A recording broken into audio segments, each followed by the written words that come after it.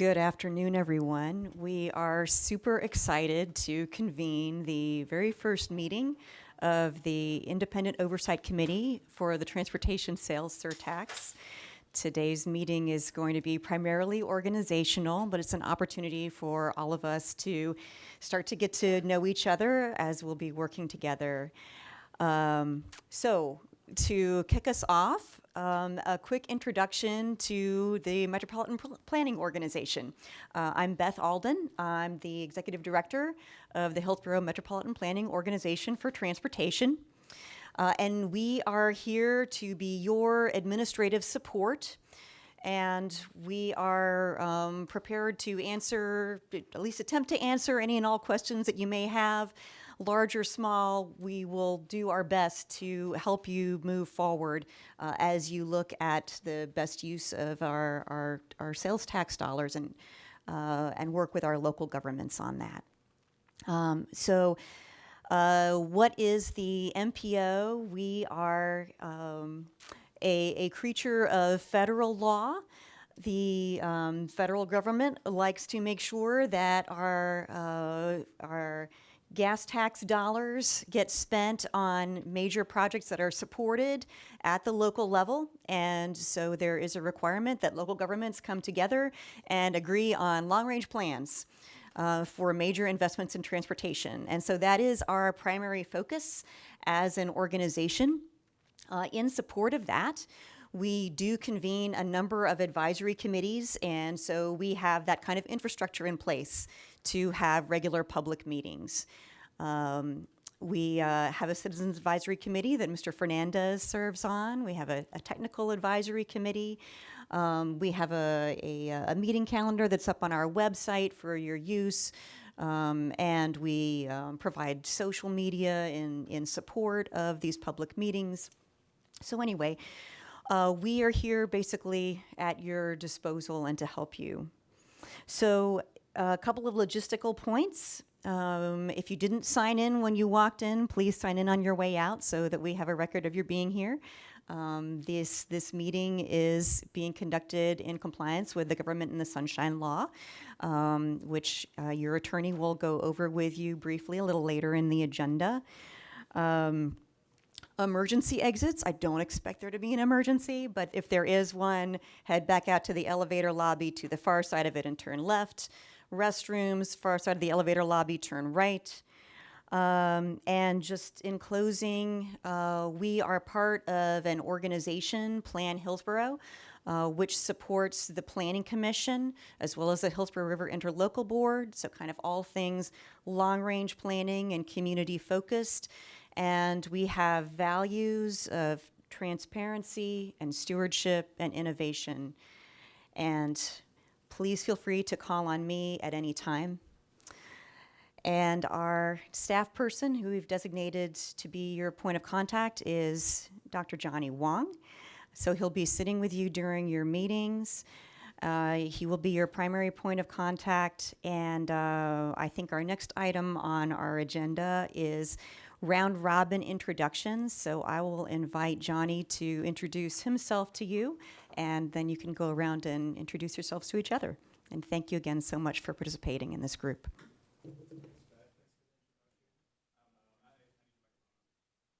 Is it on now? All right, well, still thanks. I think that I have chatted with just about everyone on this committee, so you know me and we've interacted. Johnny Wong, MPO staff. I am the staff support liaison for this committee. And since we have not yet adopted bylaws or elected a chair, I'm going to preside over the meeting until that point. That's a problem that we hope to solve before the end of this meeting. So why don't we start at the end of the far right end of the table and just introduce yourself, maybe the agency or governing board that appointed you, and take a minute to explain who you are so that we have an idea of who you are and where you're coming from. I need your microphone. Okay. Thank you. My name is Vanetta Kilpatrick. I was nominated by, the Hillsborough County. I live in Lithia, far eastern part of the county, and my as a, went to college here in the Tampa area. I was a military veteran, recently relocated, well, within the last couple of years, relocated my family here after concluding my military service, and just wanted to be involved in the county and make the decisions that affect our, day-to-day life here. So very happy and thankful to be a part of this forum. Thank you.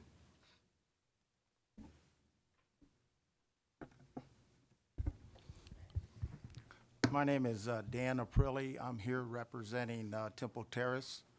I've lived in Tampa all my life. I'm currently in the cattle business and have commercial properties. Hope to represent the board well. I'm Dustin Lemke. I was nominated by Hart to be on the IOC.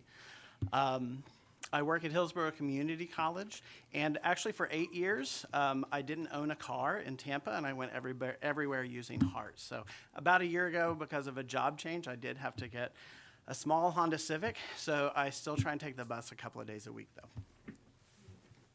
Good afternoon. I'm Sean Shaw. Until recently, I was the state representative for District 61, which includes where I live, Seminole Heights, and a little bit of East Tampa and West Tampa. And as you know, Seminole Heights is a very loud voice on the transportation issue, and I'm happy to be on this board. Good evening. My name is Dan Rollerson, and like Sean, I'm a recovering politician. Spent time in the State House. The Plant City Commission, I was nominated by Doug Belden, and look forward to serving with all of you. Thank you. My name is Arthenia Joyner. I was educated in the public schools of Hillsborough County. I'm a Florida A&M University graduate of with a bachelor's and a JD.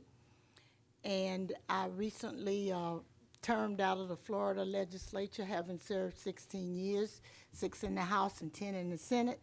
And I was appointed by former Mayor Buckhorn. And I'm pleased to be able to continue public service at this level. Hello, my name is Ray Shermonti. I've been a planner most of my life in a lot of different positions. Right now, I am a realtor with the Tony Everett Company, and I was appointed by Bob Henriquez, the property appraiser.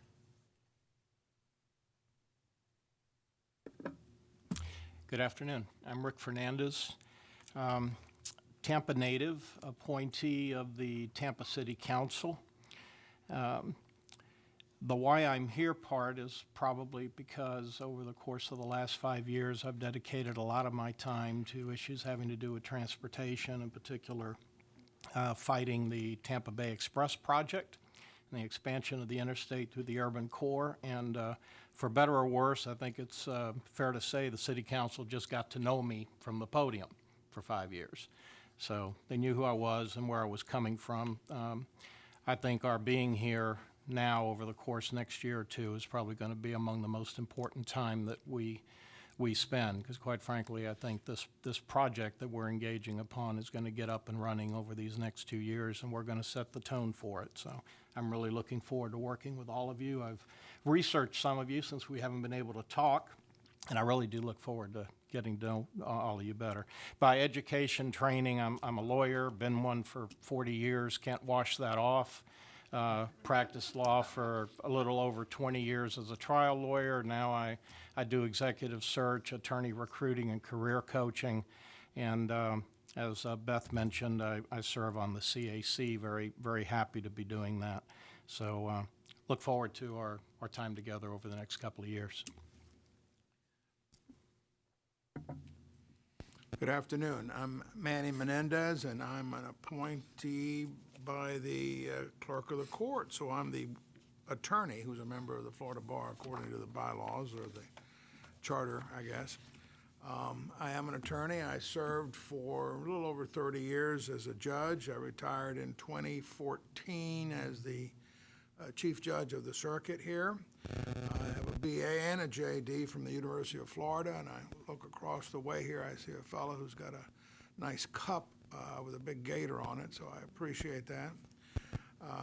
In any event, I'm here because Pat Frank asked me to be here, and pleasure to meet all of you today. I do have one request of either Beth or Johnny, could we get a list of all the members and their names so that I might remember them next time? Thank you.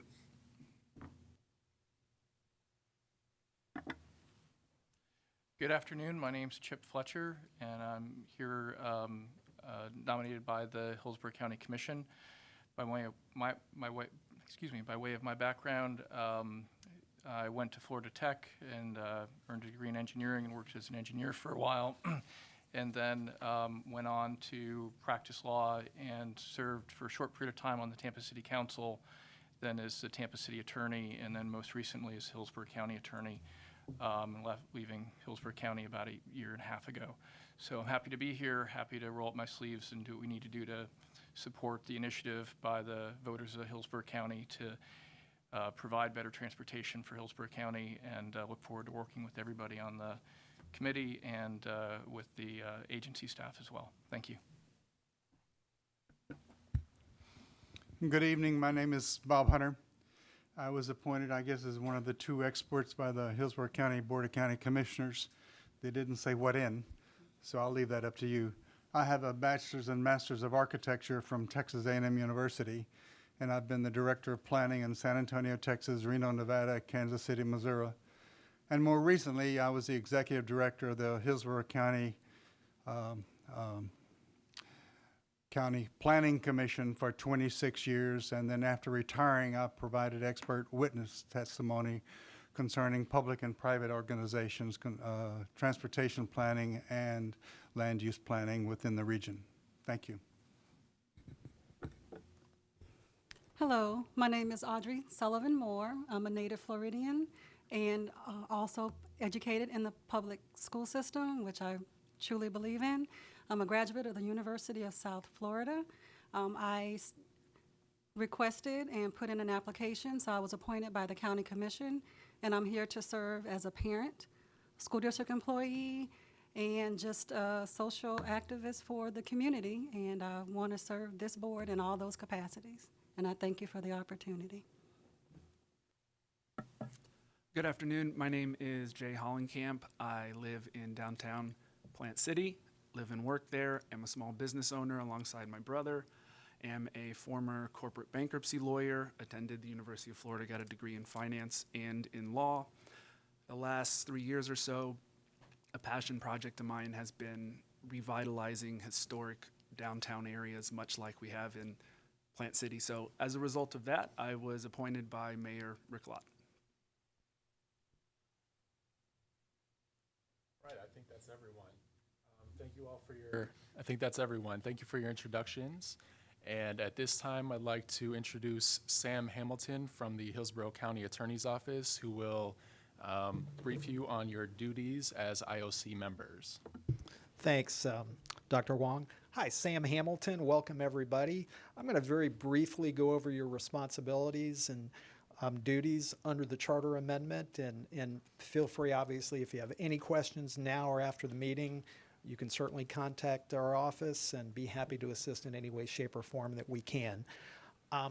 Really want to sum up this committee's responsibilities into, there's really 4 tasks, and I'll put it this way. There are 2 on the front end of the process, the annual process, and 2 on the back end of the annual process. The front end of the process, one of the main responsibilities is to look at each agency's project plan on an annual basis and to see if it complies with applicable law. That's the certification process. Sidebar to that, if you will, there also is a provision in the charter if someone presents a project independent of one of the agencies. If a citizen attends your meeting and presents a project and says, you know, a particular jurisdiction, be it one of the cities, be it Hart, be it Hillsborough County, if you will, presents a project that, say, for instance, is not in their project plan that's been approved by the respective governing body of that agency and submitted to the IOC for the certification process. If that happens, you can review that project and then forward it to the relevant agency for review. Those are pretty much the front end portion of the process, and that's on an annualized basis, if you will. The back end of the process is what I'll just sort of refer to as the audit process. There are requirements in the charter amendment for the clerk to undertake an annual audit of all the expenditures. This body is involved in that process. You would review those findings that are made by the audit. You would then make findings. There is also an annual report process that you would put together that would essentially address to the public. There are various reporting requirements. I won't go into that detail now because that's down the road, but you would actually report your findings of what, the outcome of that audit. Those are essentially the four main functions. If you've got any questions now, happy to address them. Yes, sir. You touched on it, but can you explain if a citizen wants to bring forth an item and doesn't want to bring it through the agency, how does that work? And is there a step that they have to go through to do that, or they can just come to the meeting and present that? They can basically just come to the meeting and present it, and then following your discussion, you would forward it to the relevant agency or agencies. It could be more than one, obviously. It's pretty much that simple. There's not a formalized process, if you will, at the moment. Yes, sir. Hi, we haven't had a chance to meet. I'm Rick Fernandez. Thank you for the presentation. Sure. There are a couple of things going on in a different lane right now. One is the county ordinance that I understand is going to be litigated, for lack of a better word, over the course of the next few weeks in front of the Board of County Commission. I think there's a meeting scheduled on September 5, and then maybe another one about 2 weeks later. Sure, happy to give you a quick update if we you might like actually, on that. well, the actual question is, are our duties and responsibilities likely or possibly to be affected in some way by what the final ordinance looks like? Pretty doubtful, I would think, at this point. The ordinance, essentially what the board has directed us to put together, and that the ordinance will be presented to the county commission on September 5th. I anticipate, it's obviously up to the county commission, I anticipate they will schedule a public hearing. They typically do that at the following meeting, so that would be September 18th. Obviously, given the nature of this, that may or may not happen, but that's the time frame I would anticipate.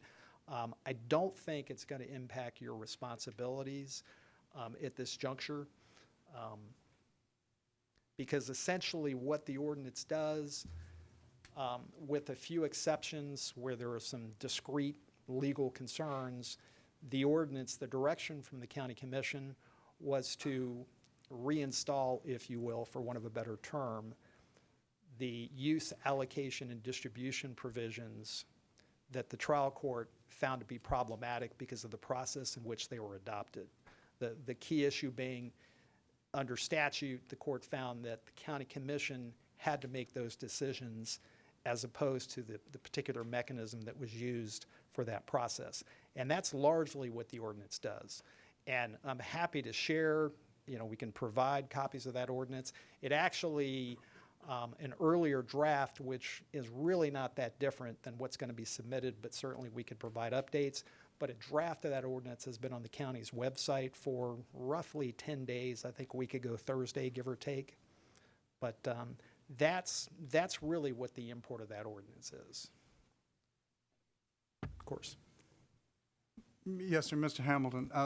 One of the first items you mentioned is our role as it relates to what we receive from each of the agencies. Will not that list of projects and what we receive from an agency be reviewed by that attorney and their accounting folks to certify that it is in accordance with state and federal law when we receive it? There is a process. There are the various agencies that would receive the surtax funds entered into an interlocal agreement. I'm trying to recall the date, but it was several months ago. But it actually adds to the process for the government's receiving funds. There's an engineering certification, and I think it was more so with Hart because they're not building so much stuff as they're buying things, obviously buses and whatnot. In lieu of an engineer certification, there would be a procurement professional. So yes, to an extent, that process is added to the equation based on that interlocal. Exactly. True. Mr. Fletcher, do you have a question?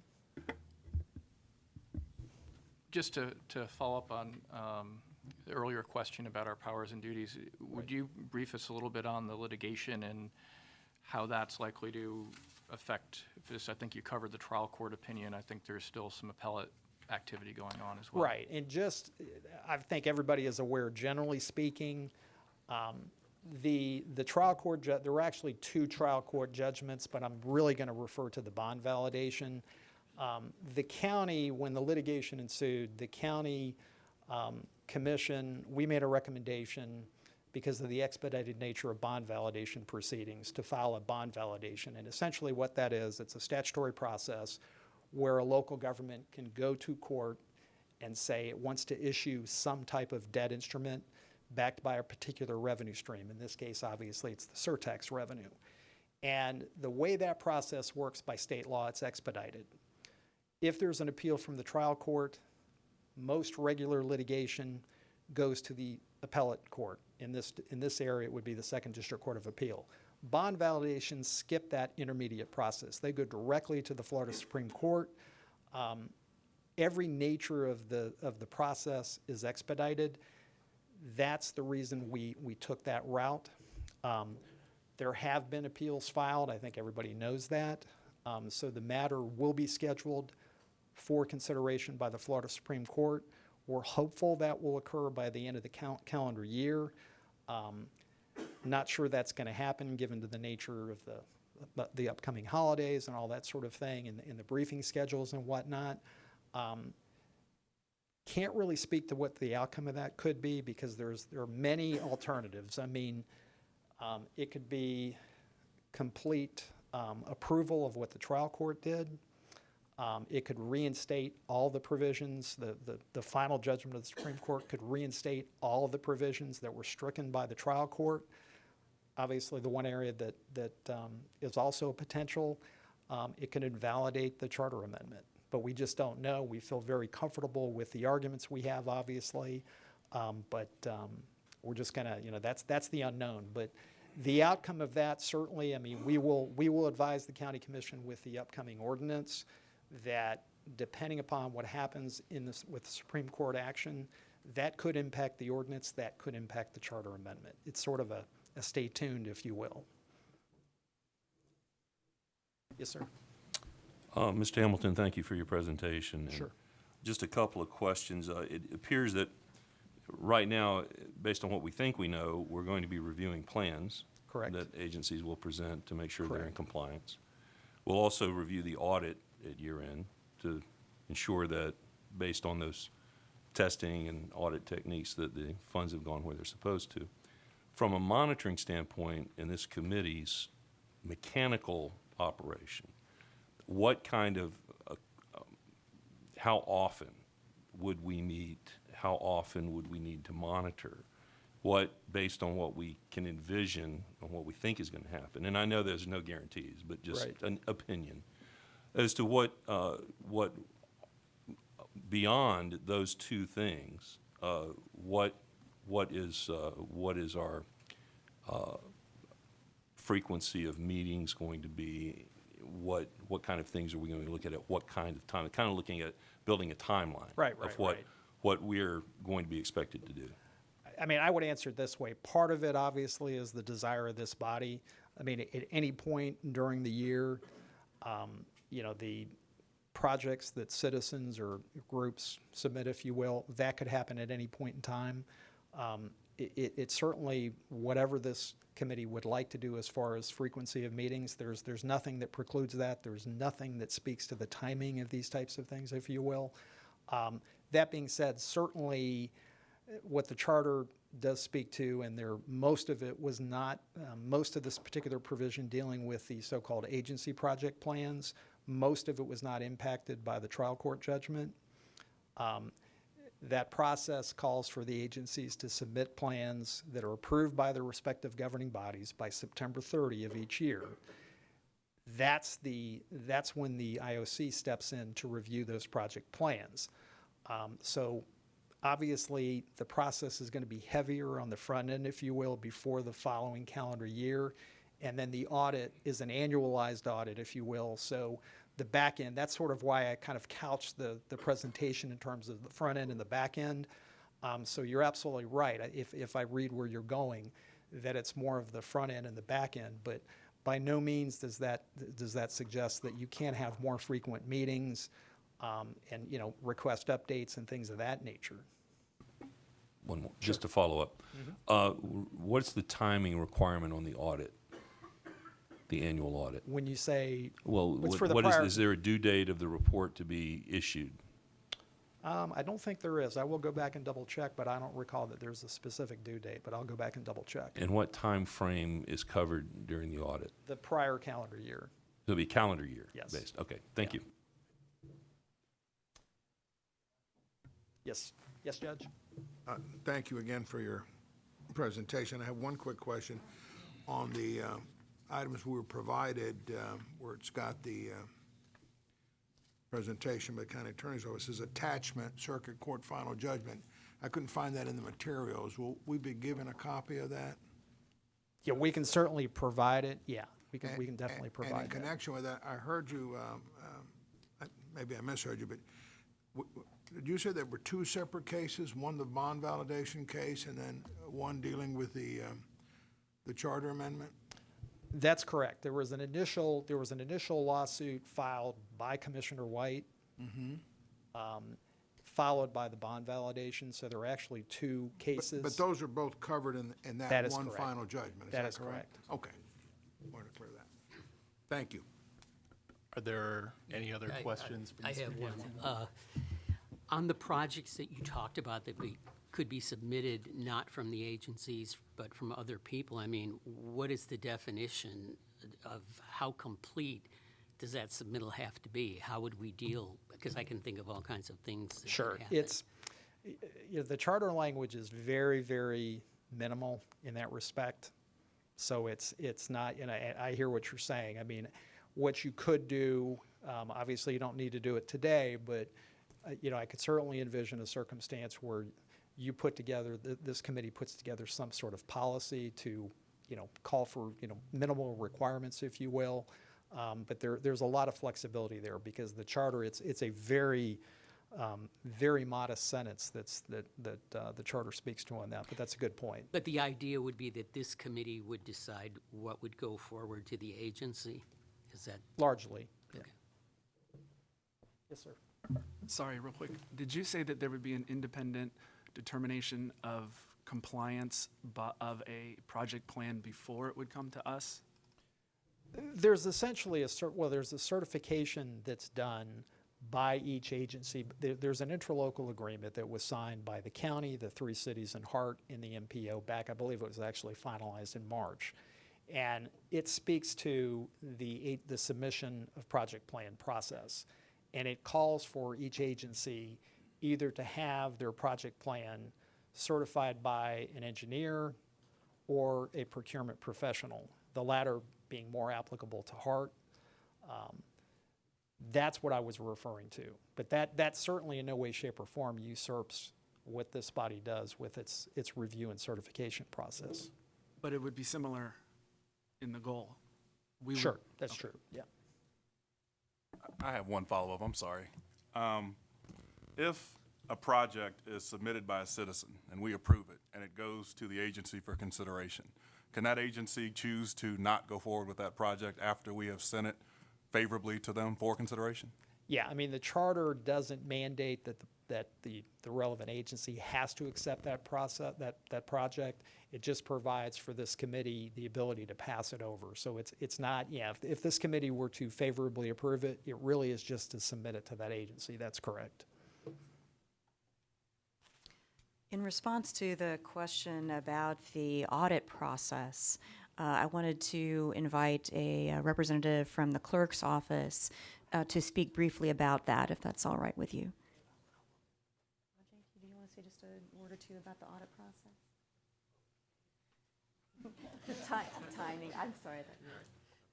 willing to say that, just Yes, yes. get timing for it and. Yes. My name is Ajay Gajar, Finance Director at the Clerk of Circuit Court. I believe according to the charter, the audit covers through September 30th, and the audit is due March 31st, according to the charter amendment. Any other questions? Right, thank you. Yes. Mhm. Thank you. Usually I don't need one, but we'll go with. So that covers the period from October 1, let's say, of 2018 to September 30, 2019. Yes. Yeah, September 30, 2000. And then the audit report is due by March 31st. So there's kind of a 6-month window Yes, there to yes. perform the audit and issue the report. Right. Okay. Thank you. Very good. Thank you. Any other questions for Mr. Hamilton or Mr. Gajar? All right, thank you. Moving along, the next item on our agenda is a review of the Sunshine and Public Records laws, and we have Mary Helen, I'm sorry, I missed your last name. Ferris from the County Attorney's Office. Yes, good afternoon. I'm going to briefly go over the basic elements of the Sunshine Law as this group starts doing their duties. If issues arise, I'm always around to help answer questions. And basically, the Sunshine Law says that all meetings of any board or commission of the state or political subdivision at which official action should be taken must be open to the public at all times, and written minutes must be taken, and reasonable notice must be given. Florida is somewhat unique in that the authority for this is not only in the statutes, but it's also in the Florida Constitution. What is a meeting of the Sunshine Law? You'll hear me refer to this again. Any gathering or two or more members of the same board that discuss anything that might come back to that board for action can only be done at a publicly noticed meeting.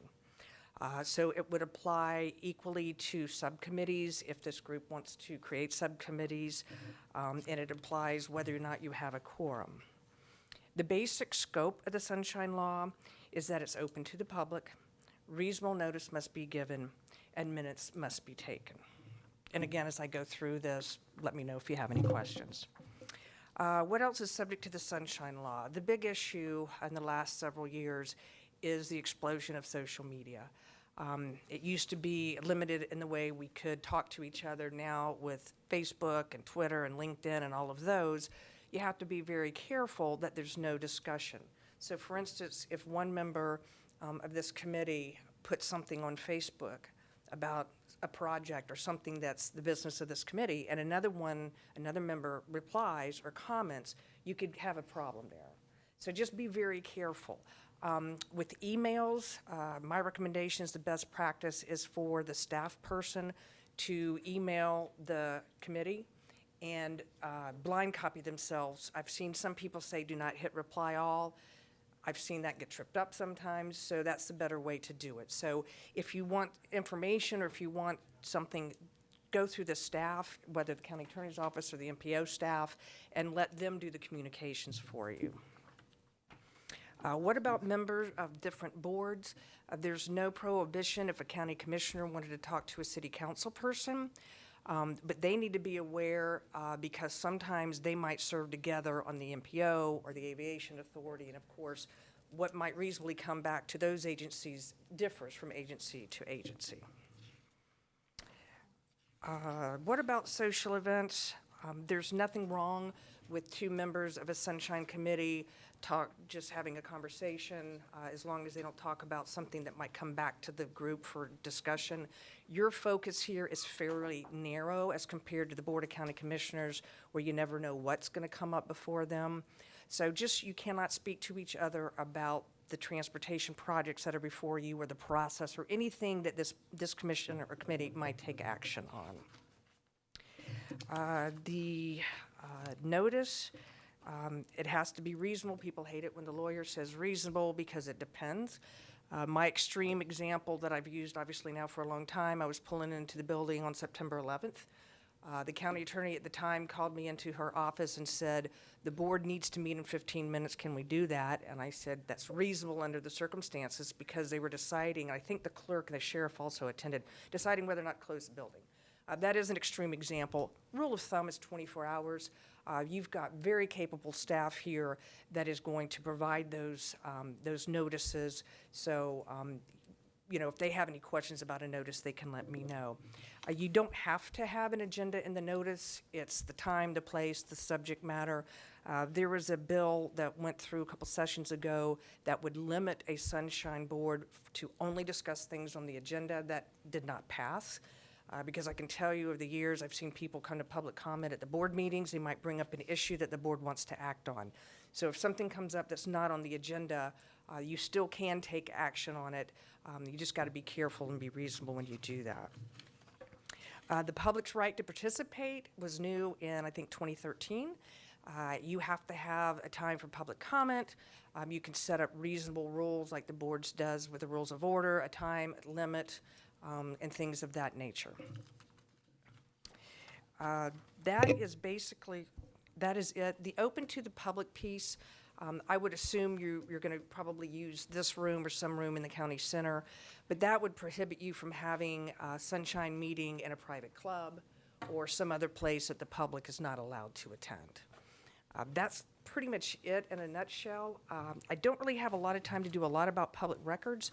I will say that the staff would basically be the custodian of the official records, the minutes and the documents and all of that thing that is generated.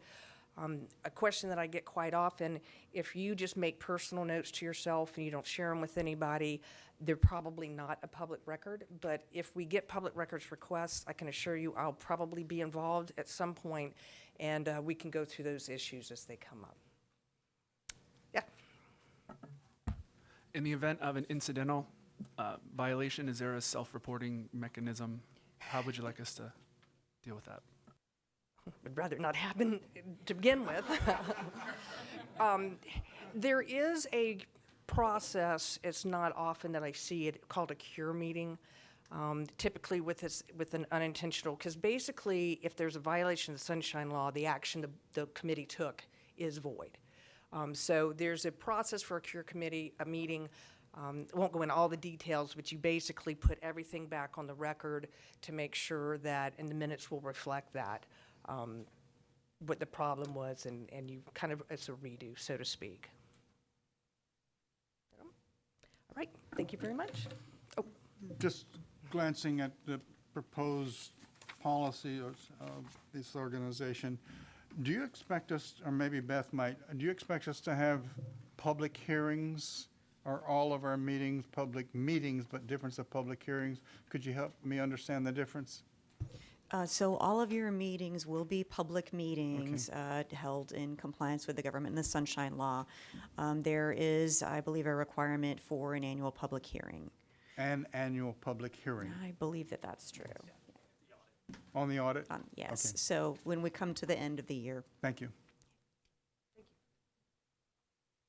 Any other questions for Ms. Ferris about Sunshine Law? All right, thank you. Next up on the agenda, we have a review and briefing on IOC bylaws, and Sam Hamilton from the Attorney's Office will handle that as well. Hello again. As Dr. Wong said, we have before you draft bylaws. It's my understanding staff initially put these together. They are largely tailored after the MPO's bylaws. I would say they're relatively standard, if you will.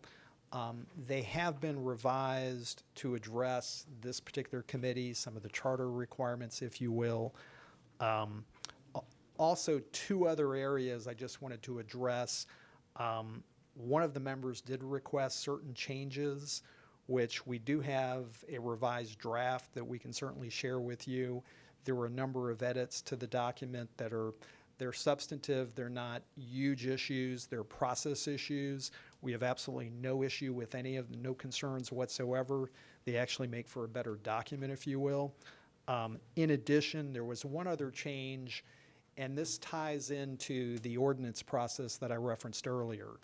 The revised draft that we submitted revises the powers provision of the bylaws as to the powers of the IOC. It eliminates the stated powers. The only reason for that is because as of yet, obviously, the county commission has not acted on the ordinance. I don't anticipate those powers are going to change. We just felt it made more sense to reference the ordinance provision, or not just reference the adoption of the ordinance as opposed to the specific powers. We could always come back later and revise the bylaws if you would see fit to reinstitute those provisions. But it really is just kind of a form over substance, substance issue at this point. Other than that, if you have any questions. We've included both versions of the document. So the older version that Sam discussed is in the agenda packet in front of you. The version that was updated recently due to concerns raised by another committee member is also stapled and should be sitting at the top of your agenda packet. And that one's redlined, so you can see the changes. It should be a strike-through version. See the changes from that version to the previous one.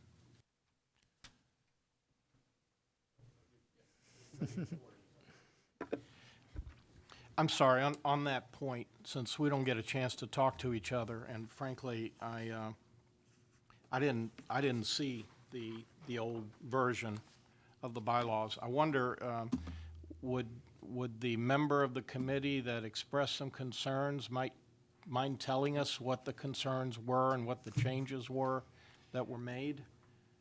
Yeah, so Chip Fletcher, I went through here and made some edits, and concern's probably too strong a word, but they are shown in the red line that's been distributed, and I can just walk through them very briefly. Let's see, the first one is on, Sam, correct me if I'm wrong. I think it's on page 4. On page 4. The red line. See some changes on page 3. So let's see. So the changes on page 3 show the changes that that Mr. Hamilton identified as avoiding the effort to try to capsulize what the powers and duties are and simply reference the governing law that he described earlier. And I think that's a better approach considering the status that we're in with the ordinance pending and the litigation pending. So that's the change on page 3. Yeah, just for the benefit of the entire membership, governing law is a combination of the charter amendment as revised by the trial court, if you will, plus the ordinance that is soon to be presented to the county commission. So just when you see the term governing law, it's a defined term. It's earlier in the document, but that's what we're addressing. And it just, from our perspective, in hindsight, it was an easier reference point. Ask if there's any questions on that item before we move on. That's really the most substantive change. Any questions related to the changes on the IOC powers and duties? So then going on from there, I had suggested a change on 6.1, simply requiring a supermajority to change the chair. It didn't, in my experience, it's not great to have a body be able to change leadership by a simple majority at any meeting without a lot of process. So that's the simple reason I suggested that change. On page 5, I suggested going to 10 days notice rather than 5 days. Just we're all volunteers, and it takes a while to make sure that we're here on time and that we've got availability. Let's see. On page 8, paragraph or subparagraph 7.7.6, I didn't have any comments or suggestions about the order of business at the meetings, but I thought it would be helpful that if we found that we needed to do something slightly different, we'd have the ability to waive that by a supermajority and respond to whatever's happening at the meeting. I would just note the suggestion is just procedural requirements, that we wouldn't suggest we can waive any substantive requirements. On page, I guess at the bottom of page 8, there's a minor change. Oh. 8.1, I think. 8.1, right. It made me uncomfortable for the chair to be able to kind of unilaterally determine whether an excuse is appropriate or not, excuse absence is appropriate. So I just suggested if they meet the standard, the chair shall excuse the member. I don't feel that that's a real significant change, but I thought that that was worth noting. There's a change I have under 9.3, but really it's related to the change under 9.4. And this is a provision related to what documents are public records, and is included in this document something I'm not familiar with seeing frequently, but not a bad idea, which is that when we receive documents from outside parties, we provide them to staff to distribute. But I also thought that the language might have the inference that we wouldn't also have a public records obligation if we distribute documents. And the public records obligation applies to anything that we receive or distribute, as Ms. Ferris indicated earlier. So I just expanded 9.4 to make it clear that it's for both, but then also allow the county attorney's office to vet whether or not, as Ms. Ferris mentioned, that by distributing documents, we're creating a meeting outside the sunshine, a de facto meeting through written communication. I have a question about that, Mr. Fletcher. So if I get an email from a citizen or a lobbyist that wants to discuss a certain project with me, is my duty to forward that email and all attachments to staff? So there's two parts to that question. I'm going to play lawyer for Sorry. a second. The first one is, when you receive that and it's related to this business of this committee, it's definitely a public record and you've got an obligation to retain that. What these bylaws do that's a little different is gives an obligation to you to give that to staff to circulate. So the first one's mandatory. The second one is something we can decide to do or not decide to do as a body.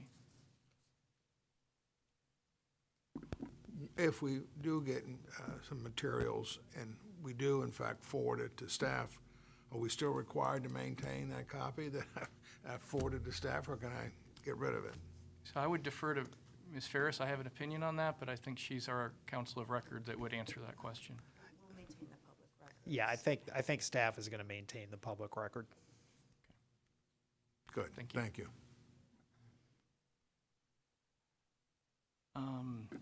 Any questions on 9 point? I have another question. On 8.0, you indicated about excusal from regular meetings. And then in 7.2, we have a notice of meetings at least 10 days prior to the meeting. Are we going to do what we did this, I guess, last time, have these Doodle or Google, whatever it's called, that calendar, and we're asked what dates were available, and we can then respond, and hopefully staff can go ahead and select a date when we're all available? What is that called? A doodle? Doodle poll. Doodle, hey, I got it right the first time.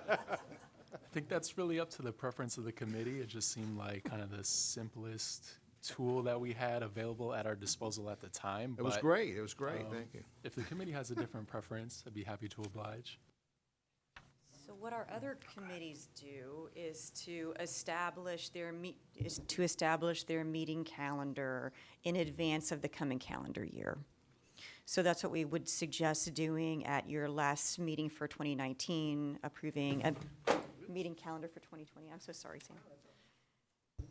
So, but we would like you to talk about an additional meeting for 2019 before you leave here today, ideally.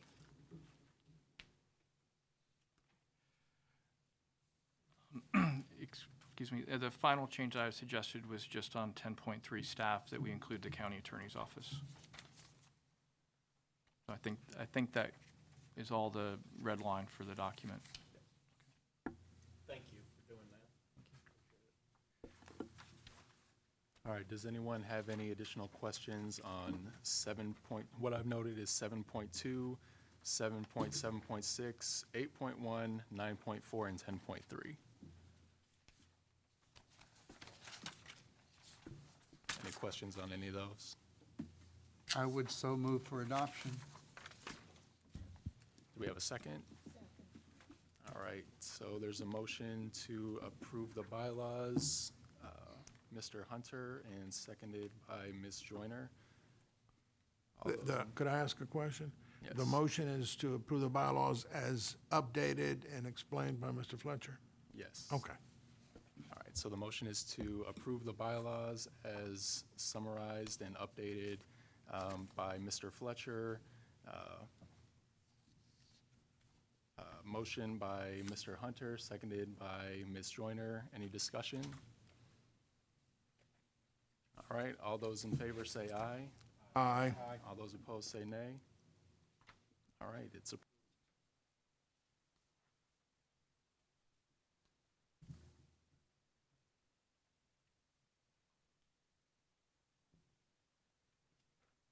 All right, so now that the committee has the bylaws that are adopted, we can move toward electing the officers.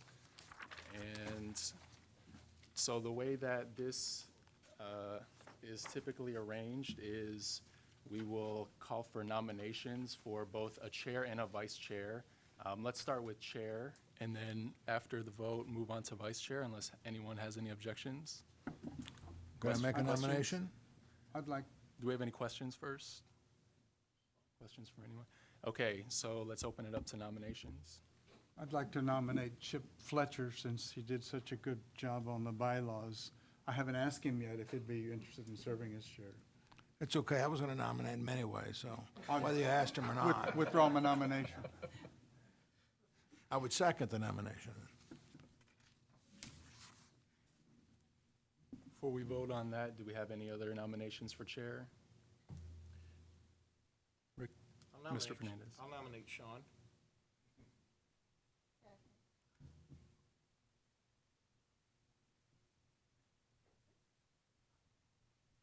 And could I just ask a question of the body? Oh, sorry. Are we accepting self-nominations, number one? And number two, is there anybody else here that would really like to do it? Because it's going to be a pretty time-consuming process, but there may be somebody here that has the passion and the time, and they really would like to do it. I guess nobody wants to be chair of this committee. Okay, fair enough. All right, seeing no other nominations. The first motion on the floor is to appoint Mr. Fletcher as chair of the IOC. The motion was made by Mr. Hunter, seconded by Judge Menendez. Any discussion? I have a question. Yes. Could we have some comments from the nominees? Possibly, if they'd care to say anything? That's a good idea. In support of their nominations? It's my first time doing this, I'm sorry. Thank you. I would be interested in serving as chair. I've spent a good part of my professional career involved in public meetings, and I view that role as really facilitating the body to reach a decision. And so that would be my view of the role of the chair. I don't really have anything else to add other than I enjoy being back and being involved in public service, and would make the time available that's needed to do it, because I think you're correct, it is a significant time commitment. That said, I think Mr. Shaw would also do a great job as chair, so I guess I'll turn the floor over to him. As a lawyer and a recovering politician, I'll give a speech on behalf of myself. But yeah, it'll be time consuming. I'm happy to do it. I volunteered to get on this board primarily because I wanted this process to be equitable and I wanted to be transparent. And so those are a lot of things that I would focus on and make sure that we follow all the rules that we're supposed to. A lot of my life's been dedicated to these sorts of meetings, and of course in the legislature we do all this fun stuff as well. So I'm honored to be asked and nominated, and I think Chip or I would do a good job. Thanks. All right, so the votes come in order of nomination. The first nomination was Mr. Fletcher. All those in favor of appointing Mr. Fletcher to chair, say aye. Aye. All those opposed?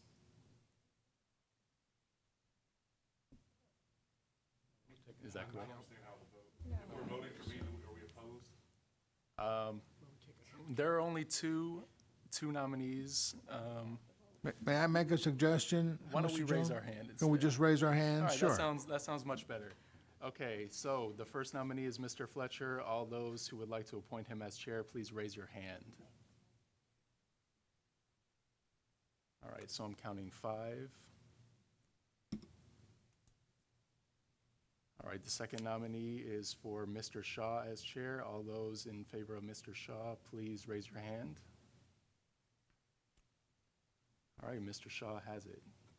Can you keep your hands raised? I just want to get a count, please. All right, 8-5. Congratulations. The second office is for vice chair. Do we have any nominations for vice chair? Mr. Fernandez. I nominate Mr. Fletcher.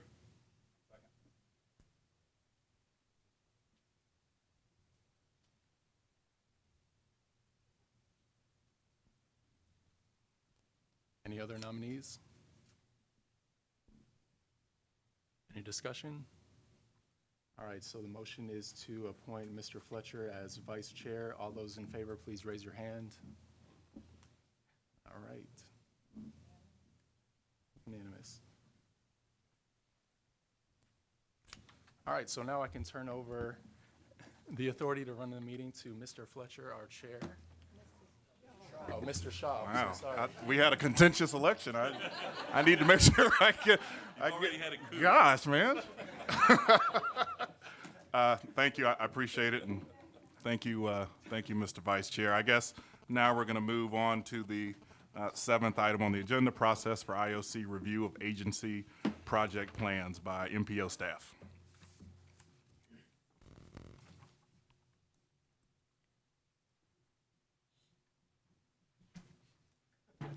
Johnny Wong, your staff support liaison. I'm much more comfortable here, so thank you for that. Chair Shaw, I appreciate it.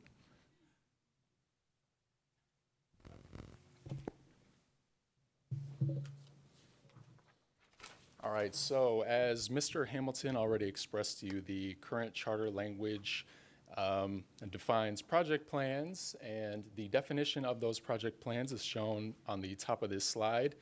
There's that term that lawyers hate again, reasonable detail.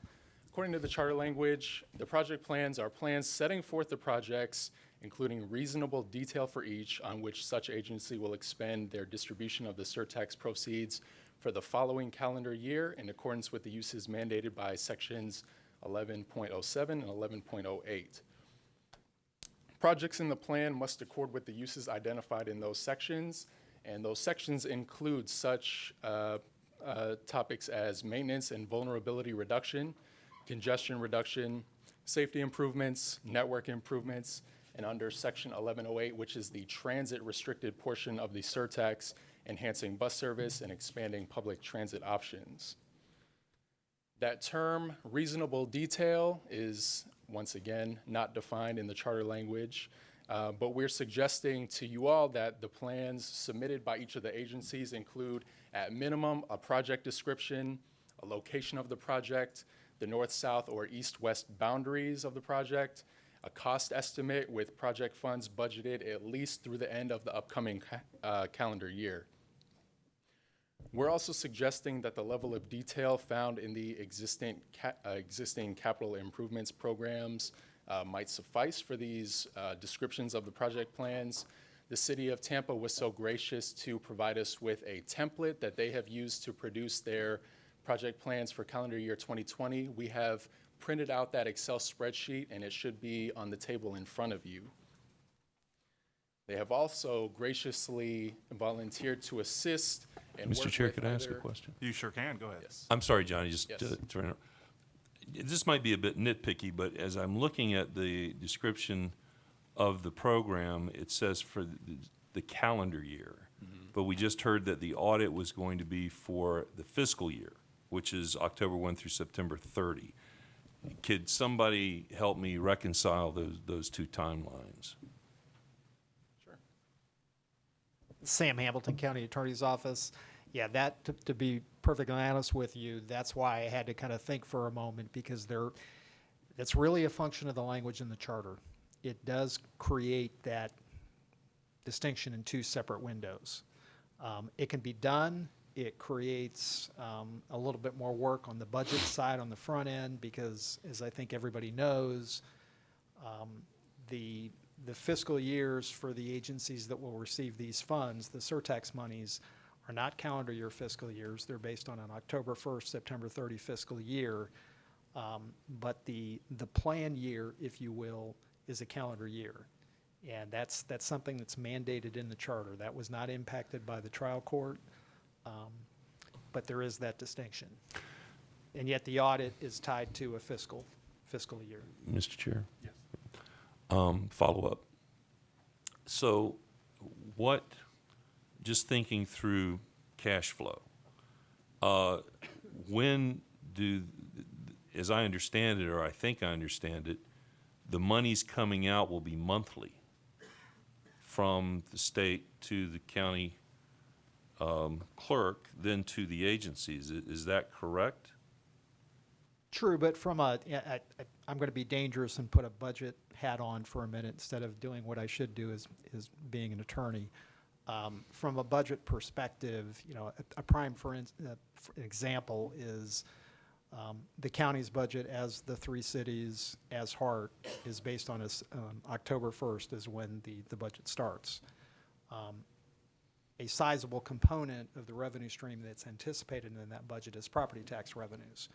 Well, those receipts don't come in until, I think, typically at the earliest sometime in November, typically December. I think it's actually later because obviously the property tax bills don't go out until November. Mm-hmm. So it's anticipated revenues. It doesn't really, there's additional cash on hand, if you will, that I think addresses that. It's not literally as the dollars come in that they're immediately being put to these projects. They're anticipated in the budget going forward.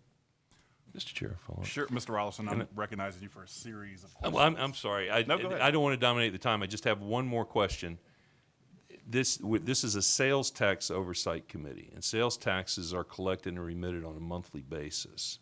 So, not for now, but for consideration for the future, if there's a way to somehow change something so that we have some consistency between our audit period and our cash flow, in other words, the financial function of what we're here to try and assess, let's explore that if possible. It may not be necessary, but right now I'm a little thick and I'm not quite sharp enough to figure that out right away.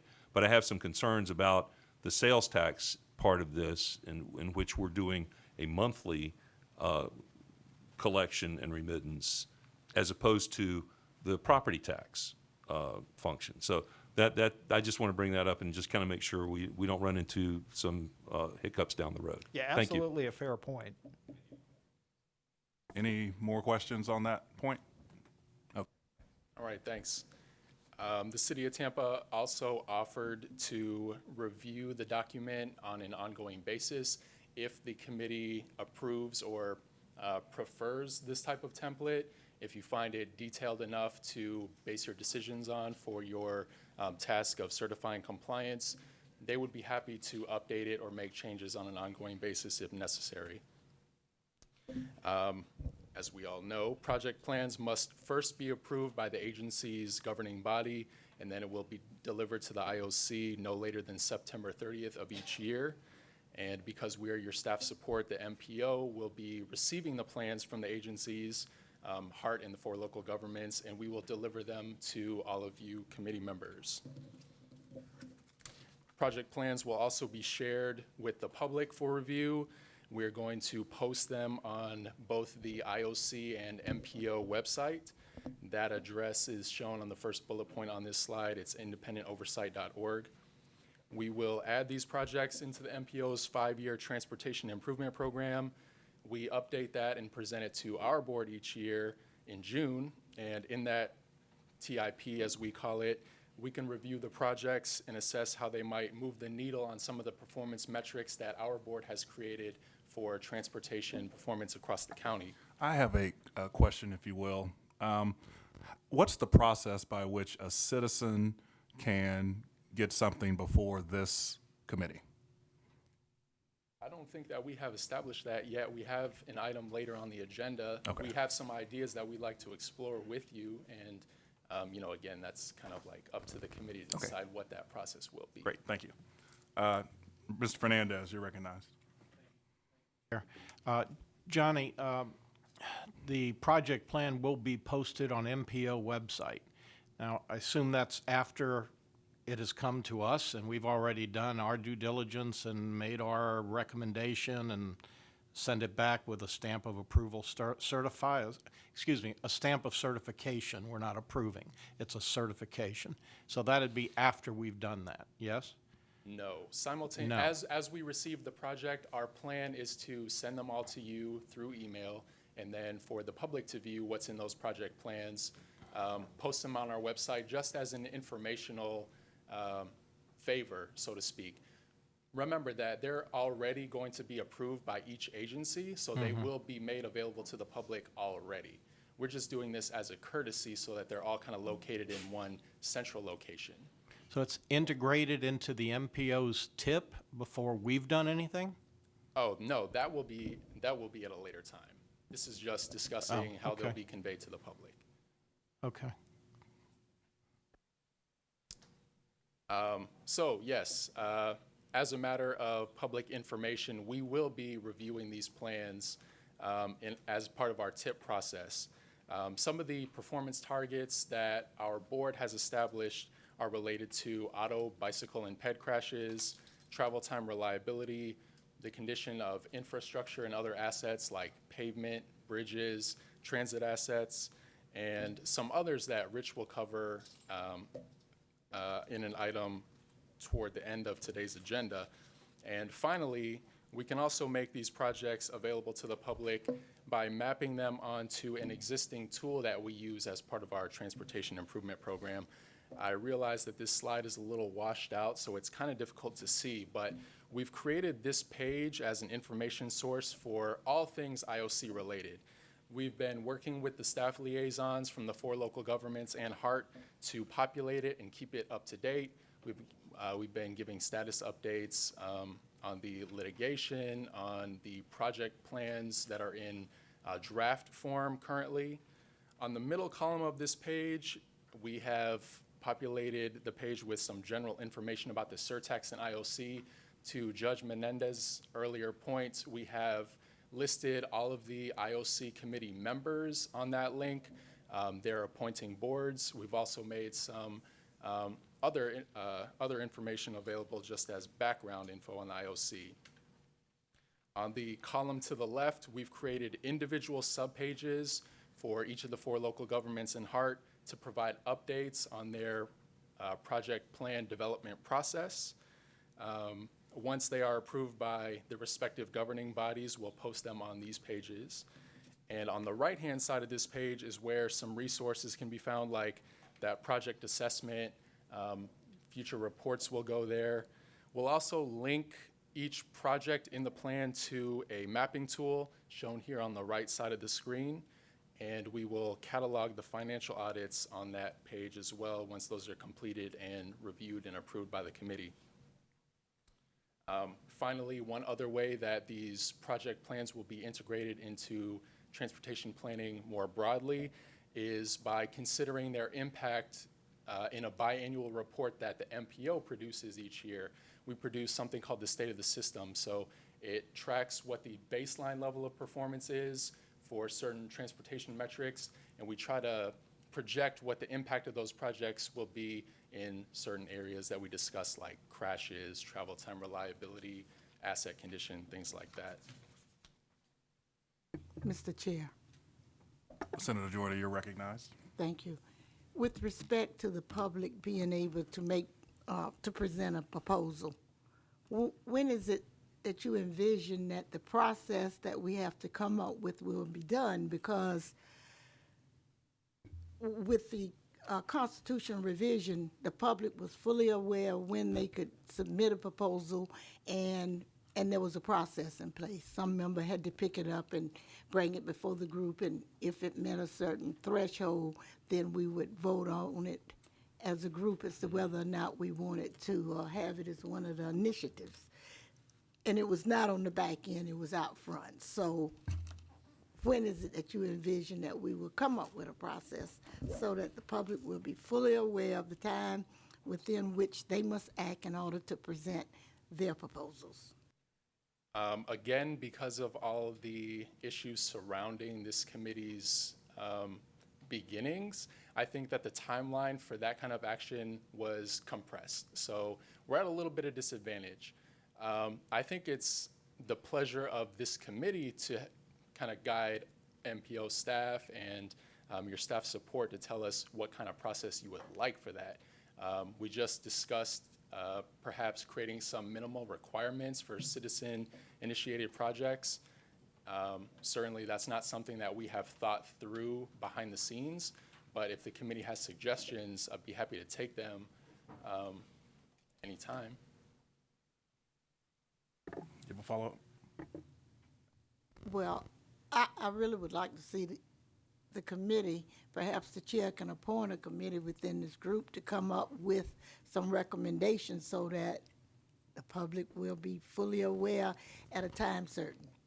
I believe the next item on the agenda will, we will present some project submission guidelines that we've thought through.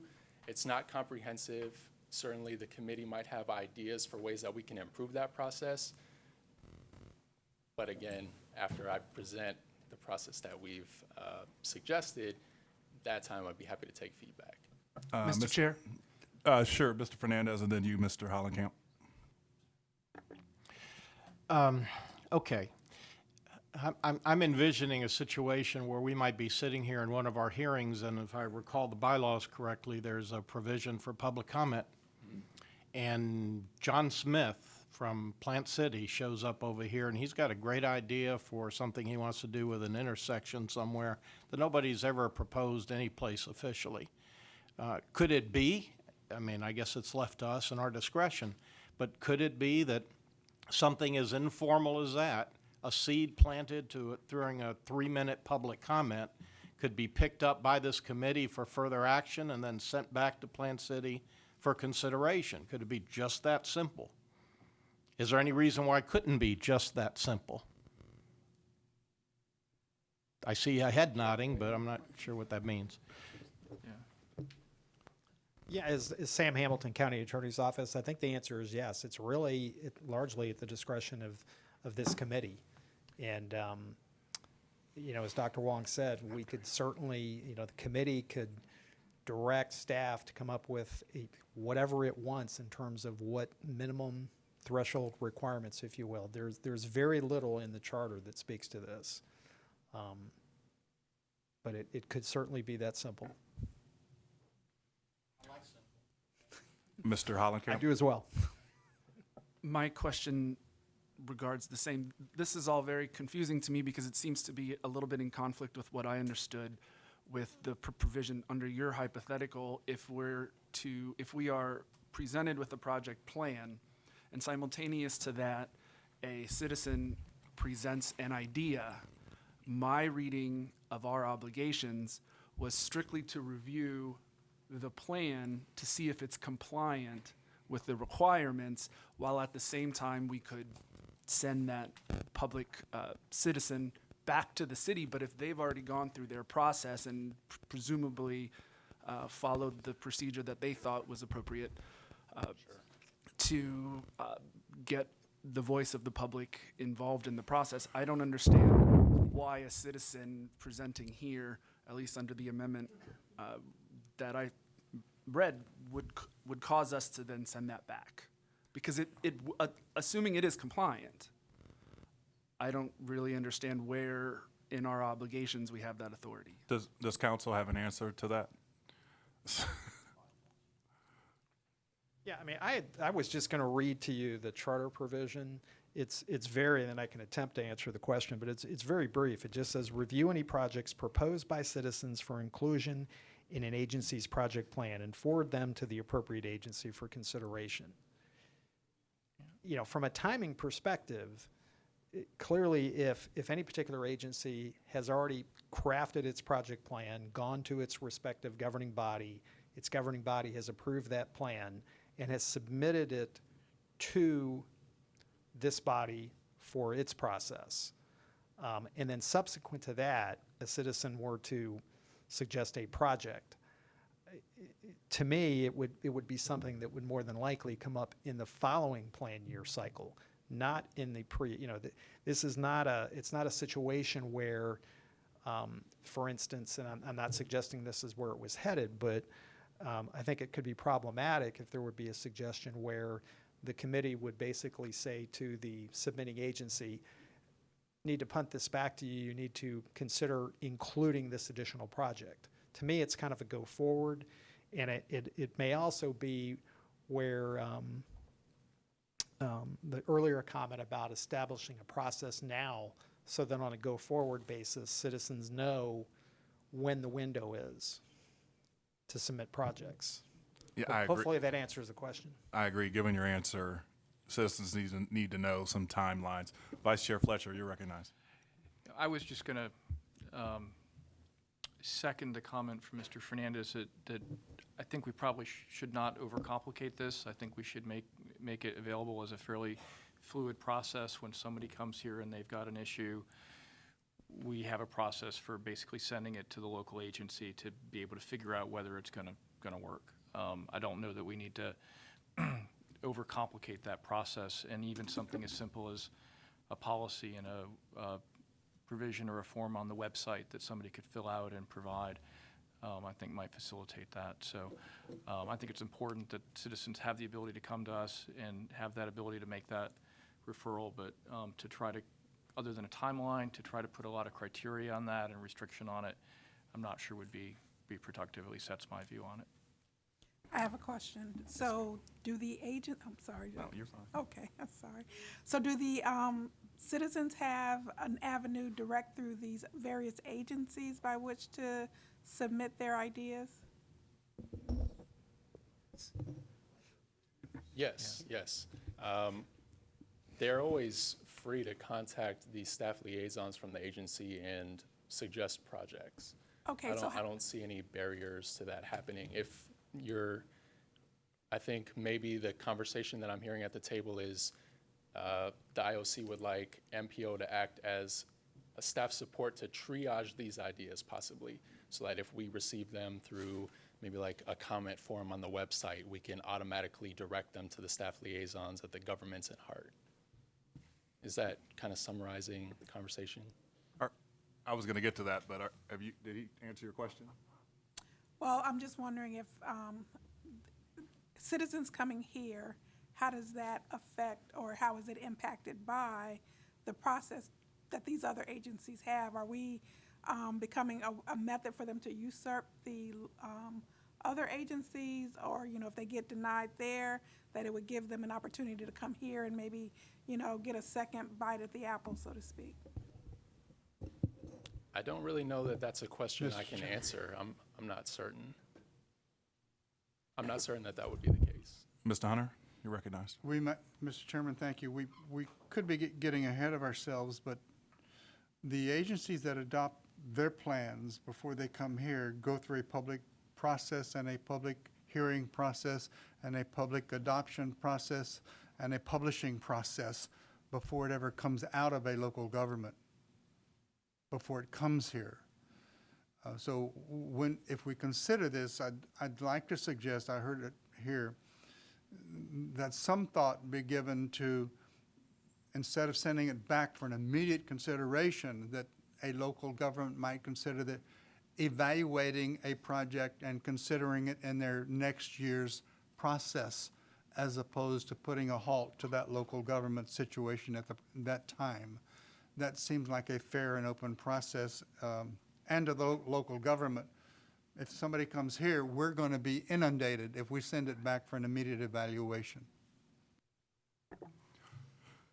I just want to reinforce that, having been director of a multi-county agency, there's all kinds of people that come up with, at times, very unrealistic projects. I don't think we would have the staff or put the burden on this staff to have to evaluate every one of those projects. And I would feel uncomfortable voting for something that there wasn't any information on. So I do think having it go through the other public processes that exist is the way that basically should be handled. Or if we're going to look at projects like that, we do have to have some criteria. Did you hear Mr. Vice Chair Fletcher's idea to have a link on the website and have submission available? Do you think that is not adequate? Well, is the submission going to include a requirement of a basic cost or benefit or any type of information about the I mean, you could have someone, and believe me, you know, people come to meetings, I think we should have a fleet of 100 flying buses or, just crazy things. Are we going to give that any credence or have some kind of basic standards as to what the project would be, and at least have the burden to show how it fits into what we're supposed to be doing?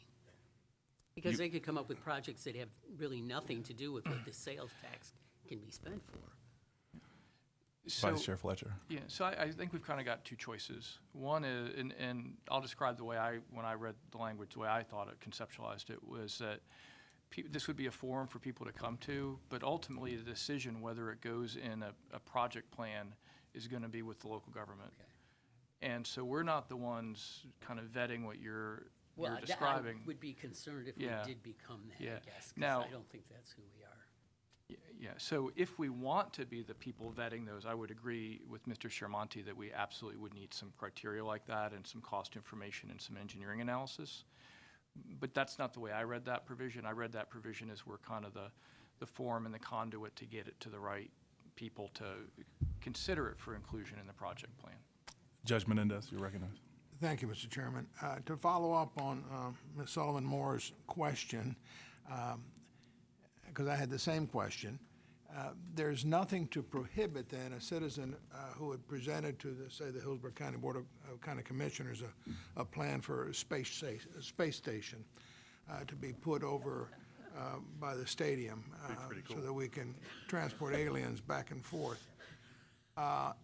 There's no requirement that first be presented to the board to consider. In other words, they can come here and suggest that, and then it's our discretion to decide whether or not we should have the board look at it or whatever agency. Is that correct? That's correct, yes. Under the Vice Chair Fletcher proposal, let me ask you this. If we were to do kind of what you were recommending, what is our decision-making? What are we deciding on? If someone comes, if a citizen comes, are we saying, yes, we'll direct it to another agency, or no, we won't? Are those the two choices we'd be making? And under what? Yeah, that was my thought process. So if it was a space station, we might say no. But if it's a flying bus, well, we probably wouldn't send that either. But if it's a electric bus versus a propane bus, we might say, okay, we'll let Hart decide which approach is better. I don't want to get ahead of ourselves, but is someone presenting on what we were talking about a process, or should we talk about this more now? Within the agenda packet, there's a one-page handout. Again, that was just a list of some potential steps in a process that we had brainstormed. It's an attachment immediately after the write-up in your agenda packet.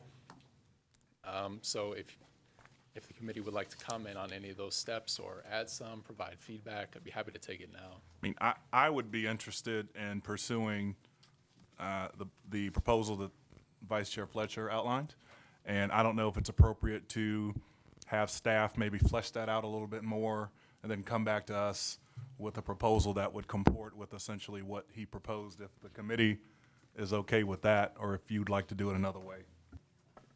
Can I make sure we're talking about the same thing Sure. here?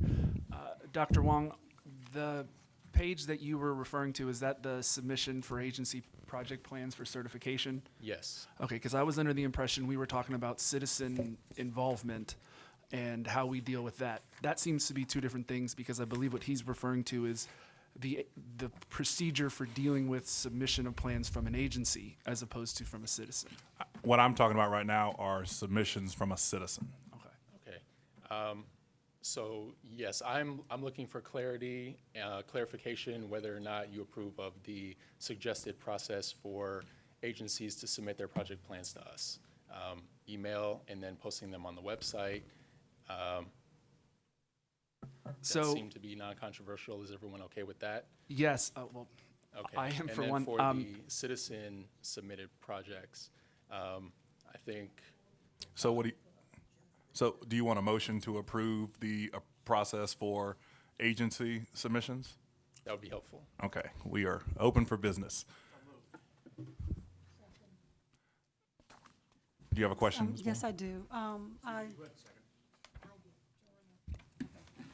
So is it a moot point? I've looked in at the suggestion here, and the only other thing that I would like to see is maybe some history on work in this area that's not included on this form Okay. of a part of the project in that area prior.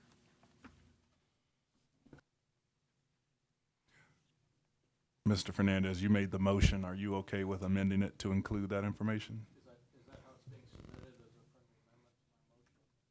to my motion? I'm fine with that. Yes. I'm fine with Turn the microphone on, though. There you go. I am fine with the friendly emotion, the friendly amendment. Yes, yes.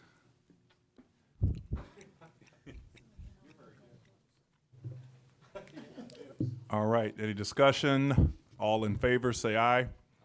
All opposed? All right, we approve that portion of it. With regard to the citizen submission, I would recommend if the staff, if the committee is okay with that, that you kind of flesh out a little more what Vice Chair Fletcher was offering and bring that back to us, submit that back to us. Particularly in there, I would like to see a very detailed timeline so that citizens know exactly by what time they have to submit something so that it's included in this year, and they need to know that if they miss that date, it will be included in next year's plan. Yes, Judge. I ask this of the Vice Chair, is there something, or Mr. Hamilton, is there something right now we have in place that would require a citizen to provide information ahead of the meeting as to what the proposal might be?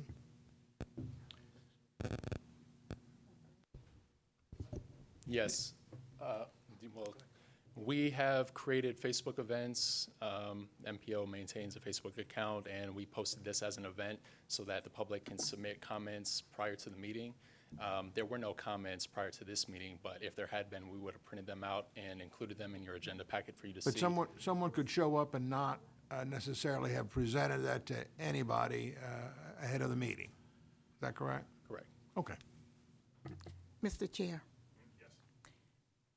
You indicated that it was posted on Facebook. Is that the only posting? Because everybody doesn't do Facebook. There are also instructions for how to submit comments to us at the bottom of the agenda packet and posted on the calendar scheduler on our website. So if you click on that on the website, there's instructions at the bottom letting people know how to get in contact with us. Okay, thank you, because everybody doesn't. That's right. Everybody's now a We social have media email, man. phone, Spanish-speaking only Okay. hotline, Facebook. Try to make ourselves as available as possible. Okay, thank you. I do want to ask this question. Is there a concern that there may be so many citizen submissions that staff will be overwhelmed?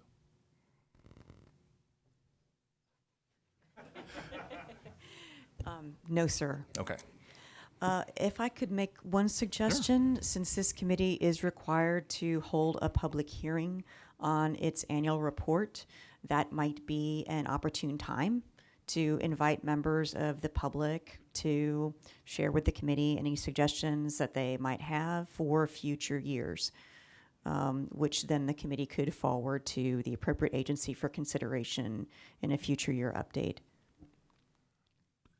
If that is part of your recommendation back to us, that would be good. All right. Go ahead, Dr. Wong. Do you have anything else? No.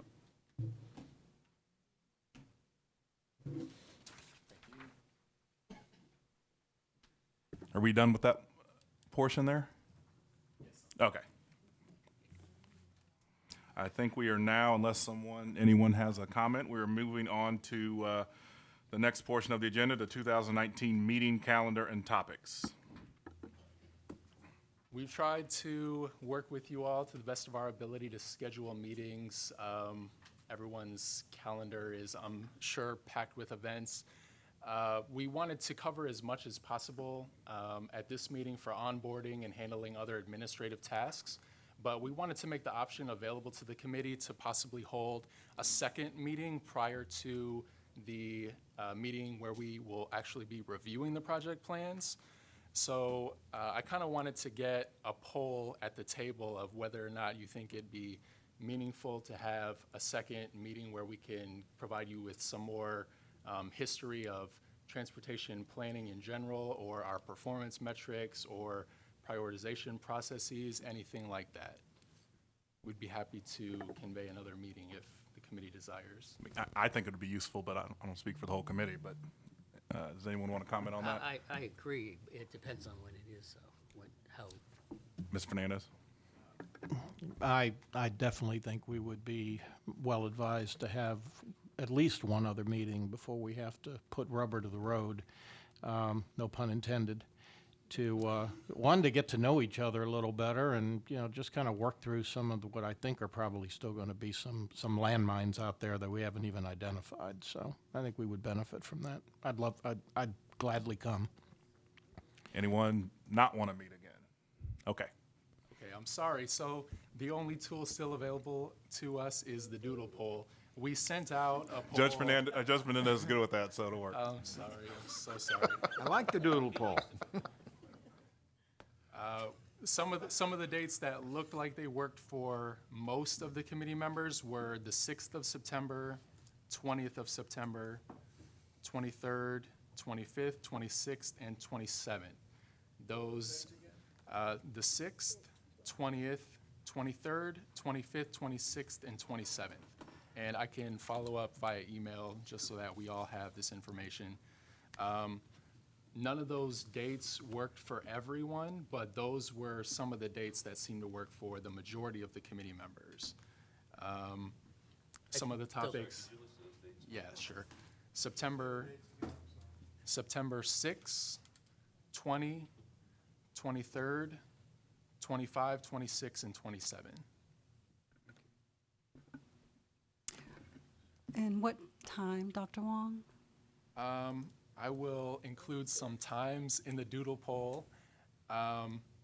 There wasn't consensus on any date or time. I think the best date was the 20th, and that worked for about 7, but not everyone had filled that out.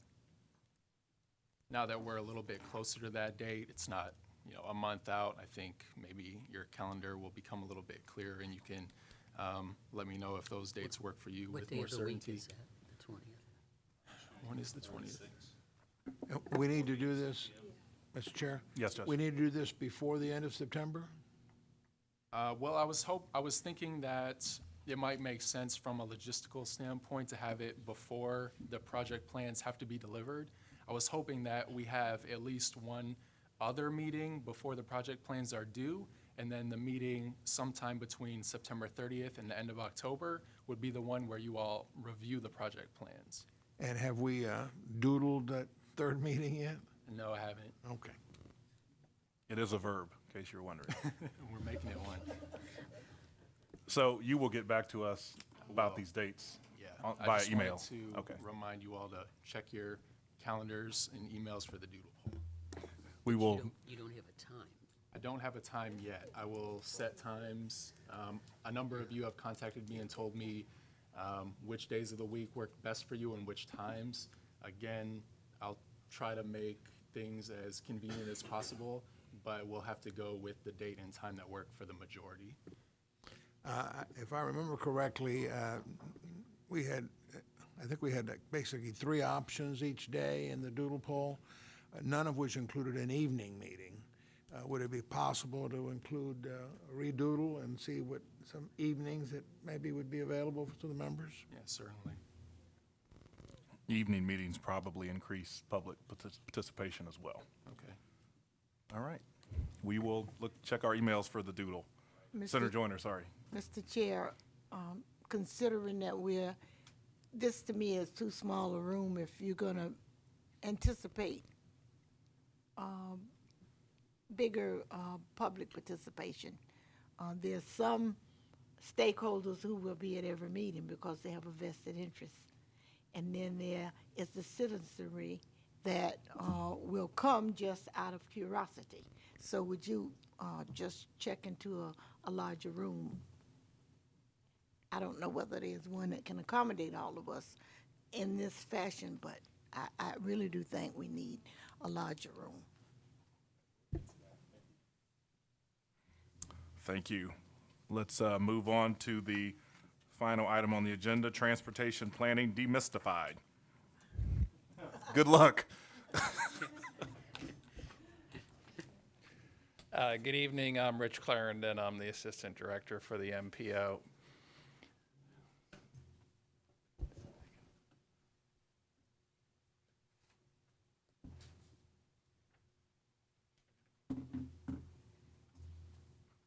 Could I Yes. get your name again? I'm sorry. I didn't hear you. Richard Clarendon. Thank you. And yes, it's a kind of a presumptuous title a little bit, but it is one that we're often called on to do at the MPO because we deal with a lot of citizens and we have a lot of committees and we get a lot of questions. So this is a very high-level presentation. It's sort of based on information that I present to, for example, the MPO's Citizens Advisory Committee. So, Mr. Fernandez, you're probably seen a lot of this before. And, of course, Mr. Chiamonte and Mr. Hunter being intimately involved with the planning process, this might be rather basic, but we felt it was important maybe to make sure at least we cover some of the basics so that everybody starts from the same standpoint.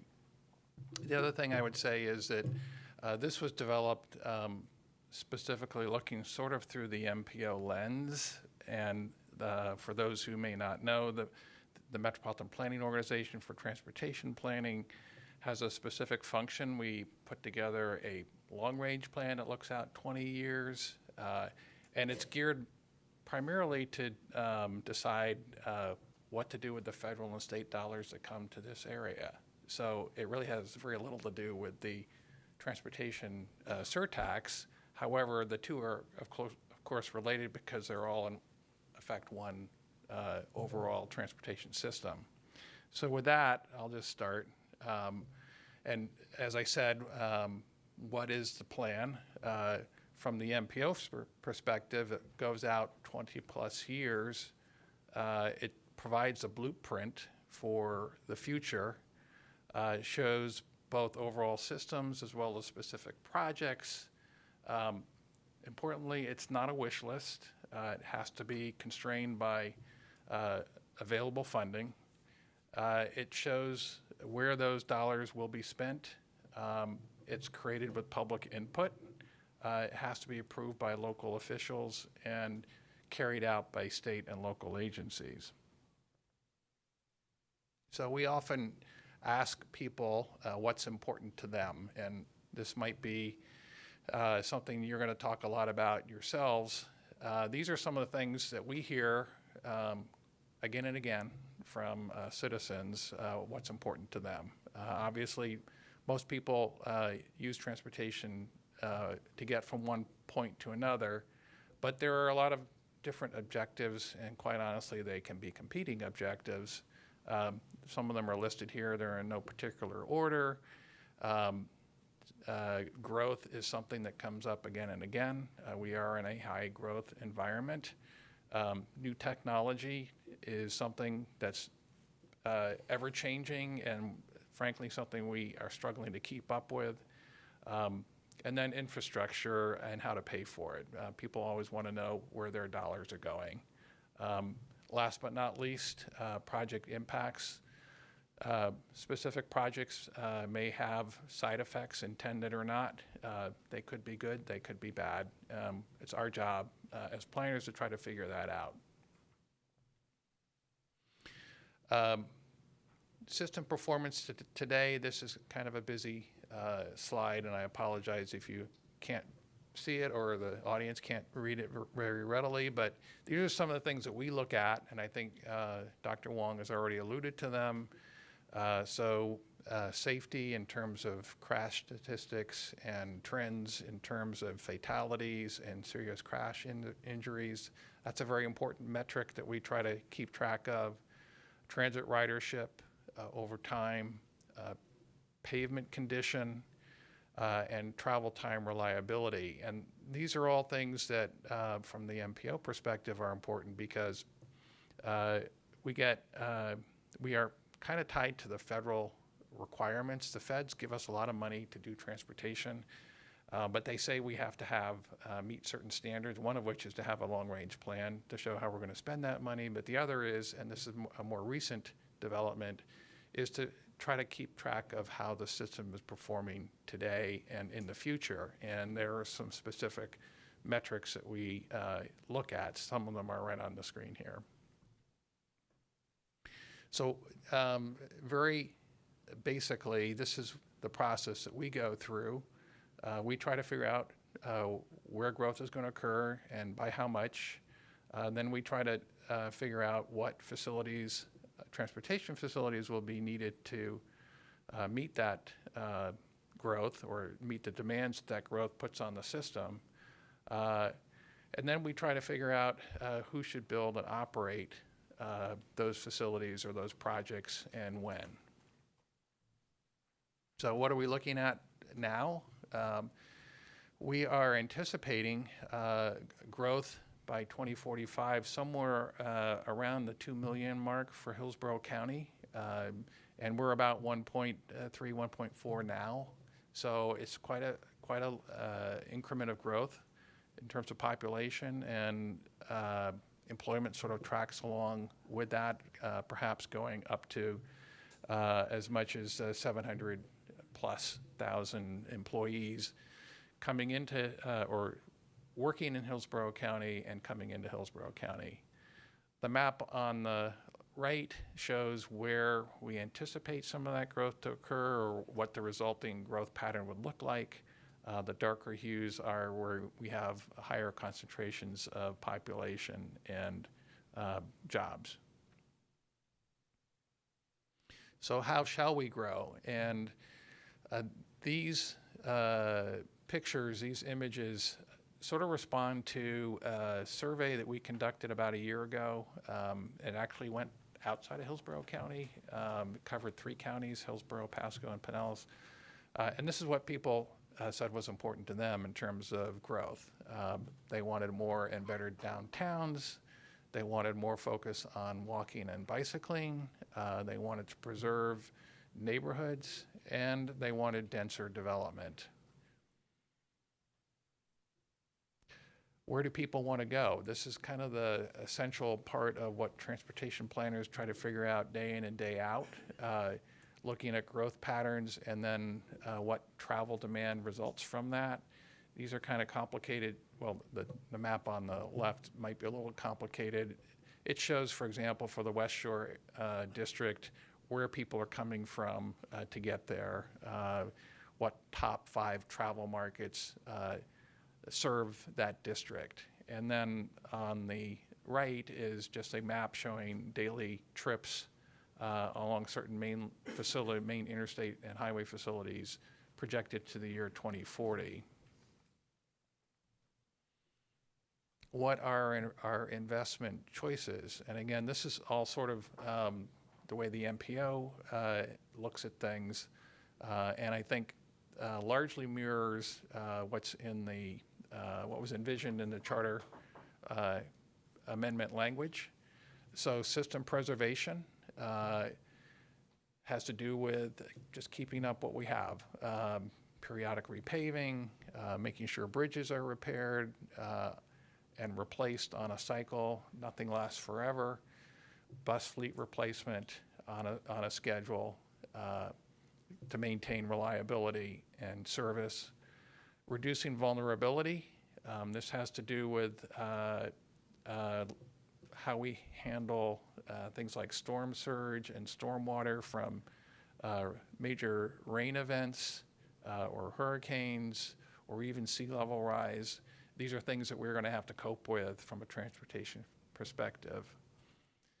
Reducing crashes is obviously a key part of our planning challenge, and sad to say, we don't have a very good record as a community, as a region, when it comes to safety, particularly for bicyclists and pedestrians.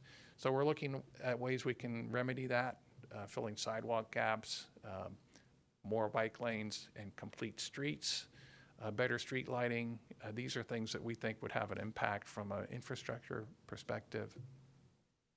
Managing congestion through turn lanes, smart traffic signals, coordinated traffic signals, maybe better expressway ramps, maybe metering traffic onto expressways. These are things that could help with traffic flow short of adding new lanes. And then alternatives to driving. This has to do with non-motorized bicycling and walking, more frequent bus service, and maybe expanded bus service area.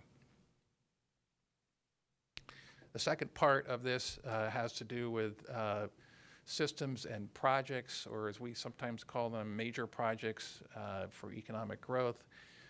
These are some that are often cited by the public, statewide rail, so think the bullet train, rail transit, it could be light rail or commuter rail, expanded interstates, even water ferry, and of course widening local roads, which is something that the charter language limits but does not specifically prohibit.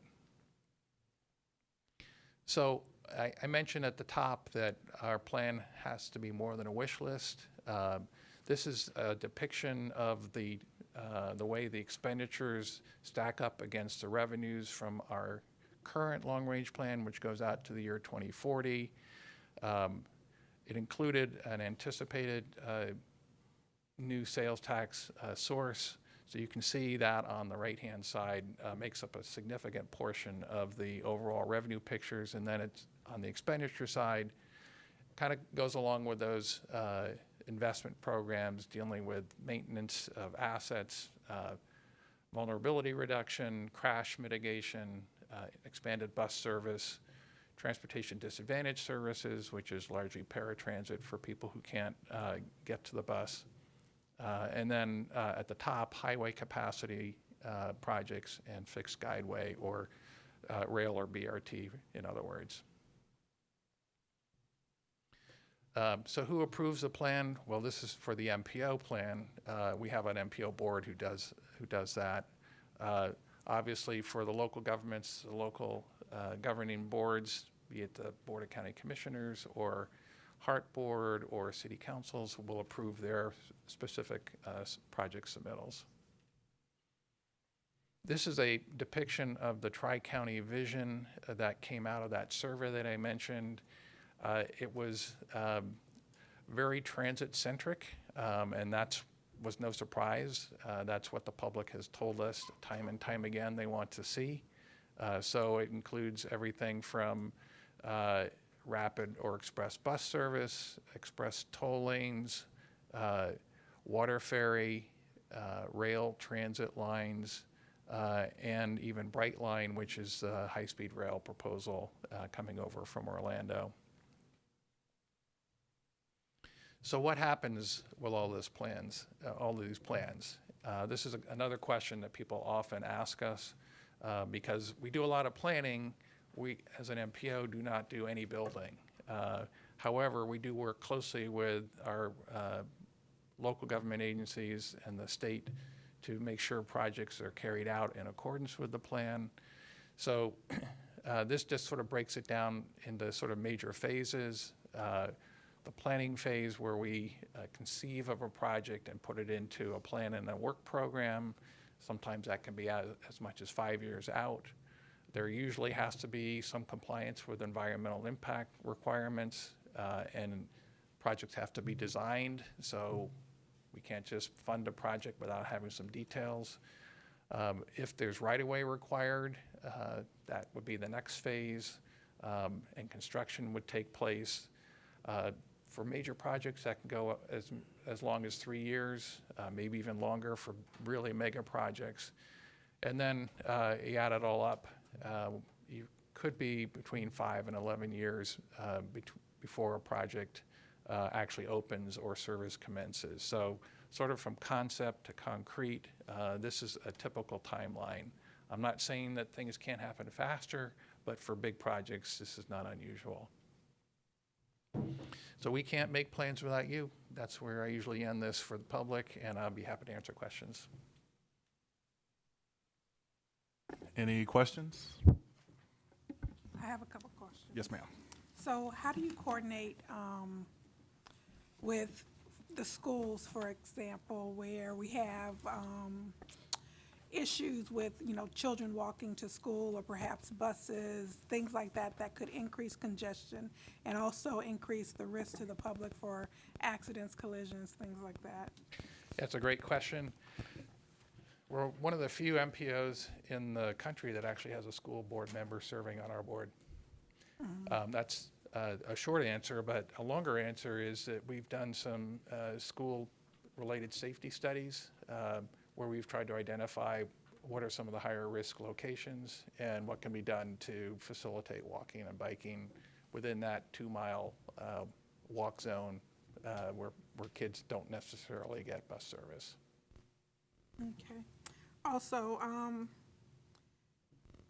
I guess similar to that is with the development, right? So you've got your plan, long-range plan, but at the same time, we have a lot of growth, especially in the area where I live, a lot of new neighborhoods cropping up. How does that tie into what you guys are doing with this long-range plan? Who's making sure, or is anyone making sure that these developments, new neighborhoods, new schools, all of that is included or supported by the plan that you have?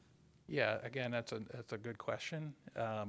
We don't, at the MPO, we do not approve development proposals, so I want to make that clear. There are other functions within, like the Planning Commission develops and approves a comprehensive plan, which kind of is the overall growth framework. That's what dictates a lot of that population distribution that I showed you. But when it comes down to development proposals that are on the table for approval, there is usually, especially for larger developments, a traffic study or impact analysis that's done to indicate what the impact is going to be on the surrounding transportation network. And for most of the local governments, there's either a mobility fee or an impact fee that the developer has to pay, which goes into implementing some local improvements to serve that development. Okay. Another question I have, last question, is there any partnership or coordination with local businesses to implement some type of programs that would reduce the congestion? I'm speaking specifically about options for, encouraging businesses to allow their employees to telework or something that would reduce demand for transportation needs in the county. Yes, there's something called transportation demand management, which emphasizes carpooling, van pooling, using the transit service when it's available, take people out of their cars and into some other more efficient form of transportation. The Tampa Bay T-BARTA actually operates about 100 van pools. I think Ray could probably answer this question a lot better than I could. So there are options available for people who can't or don't want to drive themselves. But there are a host of other potential activities that could go on, parking management, for example. And since I'm talking about parking, I mean, that's one of the big questions having to do with new forms of technology. Because if you can imagine, for example, a driverless car, you may not need to park it downtown, you'd send it home. or maybe give it to some other family member to use for their transportation. That's just one of the things we have to sort of take into consideration as we look out 20 years. Well, I guess one option that's near and dear to my heart is, again, working from home, because if we can reduce, just working from home one day a week, you're talking a 20% reduction in congestion. So I guess I personally would like to see more options provided for commuters to not have to engage any of the services on a more frequent basis. Any more questions? All right, thank you. Thank you. Appreciate it. And members, we are actually running right about on time, so that's a good thing. But we do have one addition to the agenda, and that is to allow members of the public to speak if they wish. So we will open it up now for concise public comments if there are any right now. If you'll come up and say your name and organization and then make some comments. Thank you, Mr. Chairman. Ron Weaver, 401 East Jackson Street. Congratulations to you, Mr. Chairman, Mr. Vice Chairman. Thank you for taking time from your family. I realize I don't think anyone up here is being paid to do this. You're doing it as a sacrifice from your family and from your business. With the possible exception of Dr. Wong, you did a superb job with that transition, by the way. I've seen a lot of transitions. You did a superb job with that. But let me just speak of two words which are worth $5 billion each, and those two words are deem and appropriate by a Florida statute that a judge has already ruled that the deeming appropriate of the destinations of these monies that you are so graciously and brilliantly overseeing is to be done in the view of that judge by the county commission rather than by the oversight committee, and that you please to keep the 281,000 of us who voted for this 1 cent sales tax, to please be mindful that you are prepared to be what I think may be two different sisters who are looking after a little brother, and you may have the other little sister making the decision whether he goes to the bowling alley or the church or the drag race or whatever within 6 months of a court ruling by the Supreme Court of Florida on whether or not you, as the sister of deciding where little brother goes, or your other sister, the county commission, by a state statute that Judge Barbas has ruled, should have the county commission deem appropriate the destination for these monies.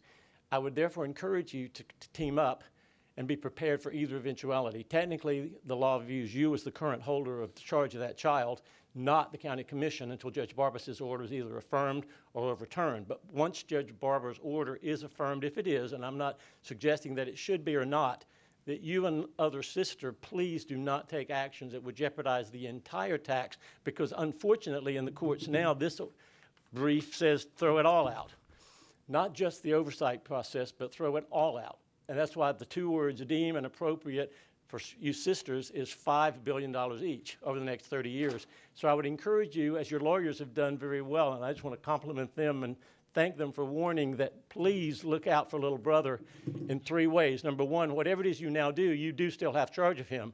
And Child Services views you as in charge of little brother, and I'm glad, therefore, that you're doing this very robustly and thoughtfully and readily. But if for some reason Child Services deems it appropriate that the deeming of where a little brother goes, the bowling alley, the drag strip, or worse, is in fact the county commission in 6 months when the Supreme Court rules, that you will not have done anything that jeopardizes little brother with respect to where he is and is not bound, and where you do and do not send him with respect to the destination of these monies. As I think the 900-pound gorilla in the room is the pendency of a lawsuit on the subject, and I therefore thank you for your service and encourage you to please keep the 281,000 of us who voted for that 1 cent sales tax able to collect all of it by whatever means you do in the good keeping of little brother and its destination. But thank you for your service.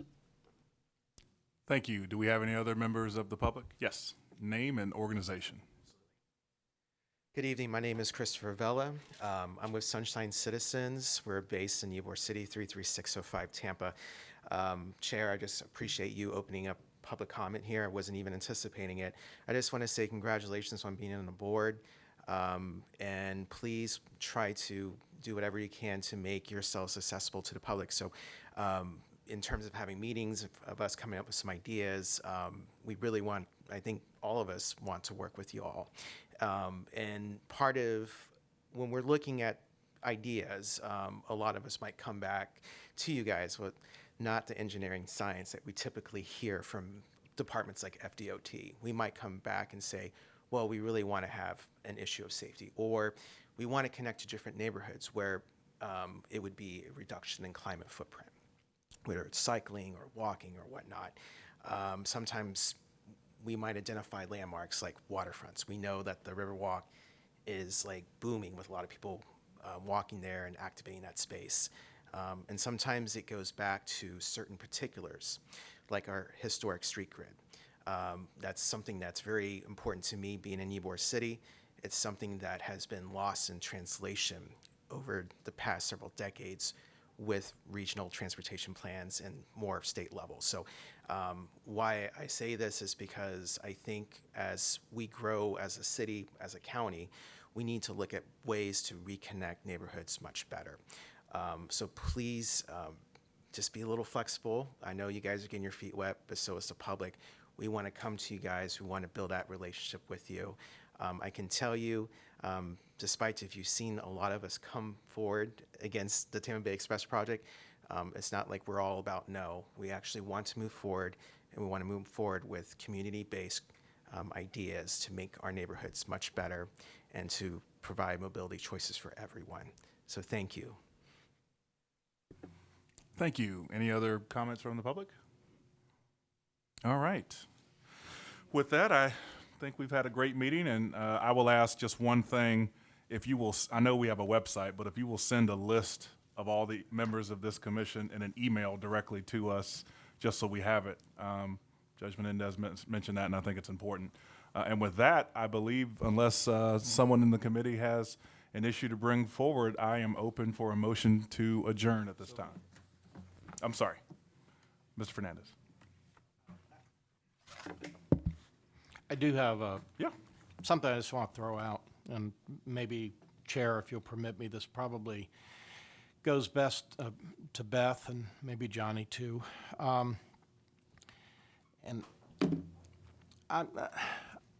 I'm trying to kind of get my arms around what our first meeting is going to look like when we actually have a project in front of us and we're going to be expected to do something with it.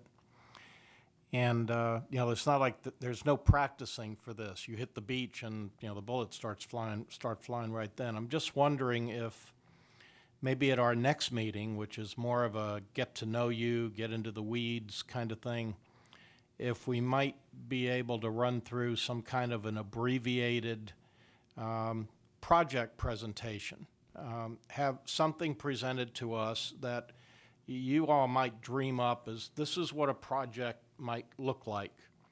And these are the kinds of issues that you might confront in trying to determine whether or not to certify it for compliance with the referendum.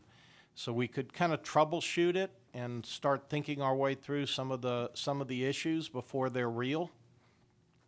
I don't know if that makes any sense to anybody else in this room, but I think it would help me. And I'd appreciate it very much. And if we can't do it in this context, I'd like to just do it with you individually, because I think it would help me serve this committee better. But I'll shut up. Do any members of the committee have a comment on that? I think that's probably a good idea. But if any members of the committee want to talk on it, now's the time before we adjourn. All right, if we don't have any other business before the committee, congratulations on our first meeting, and we are hereby adjourned. Thank you.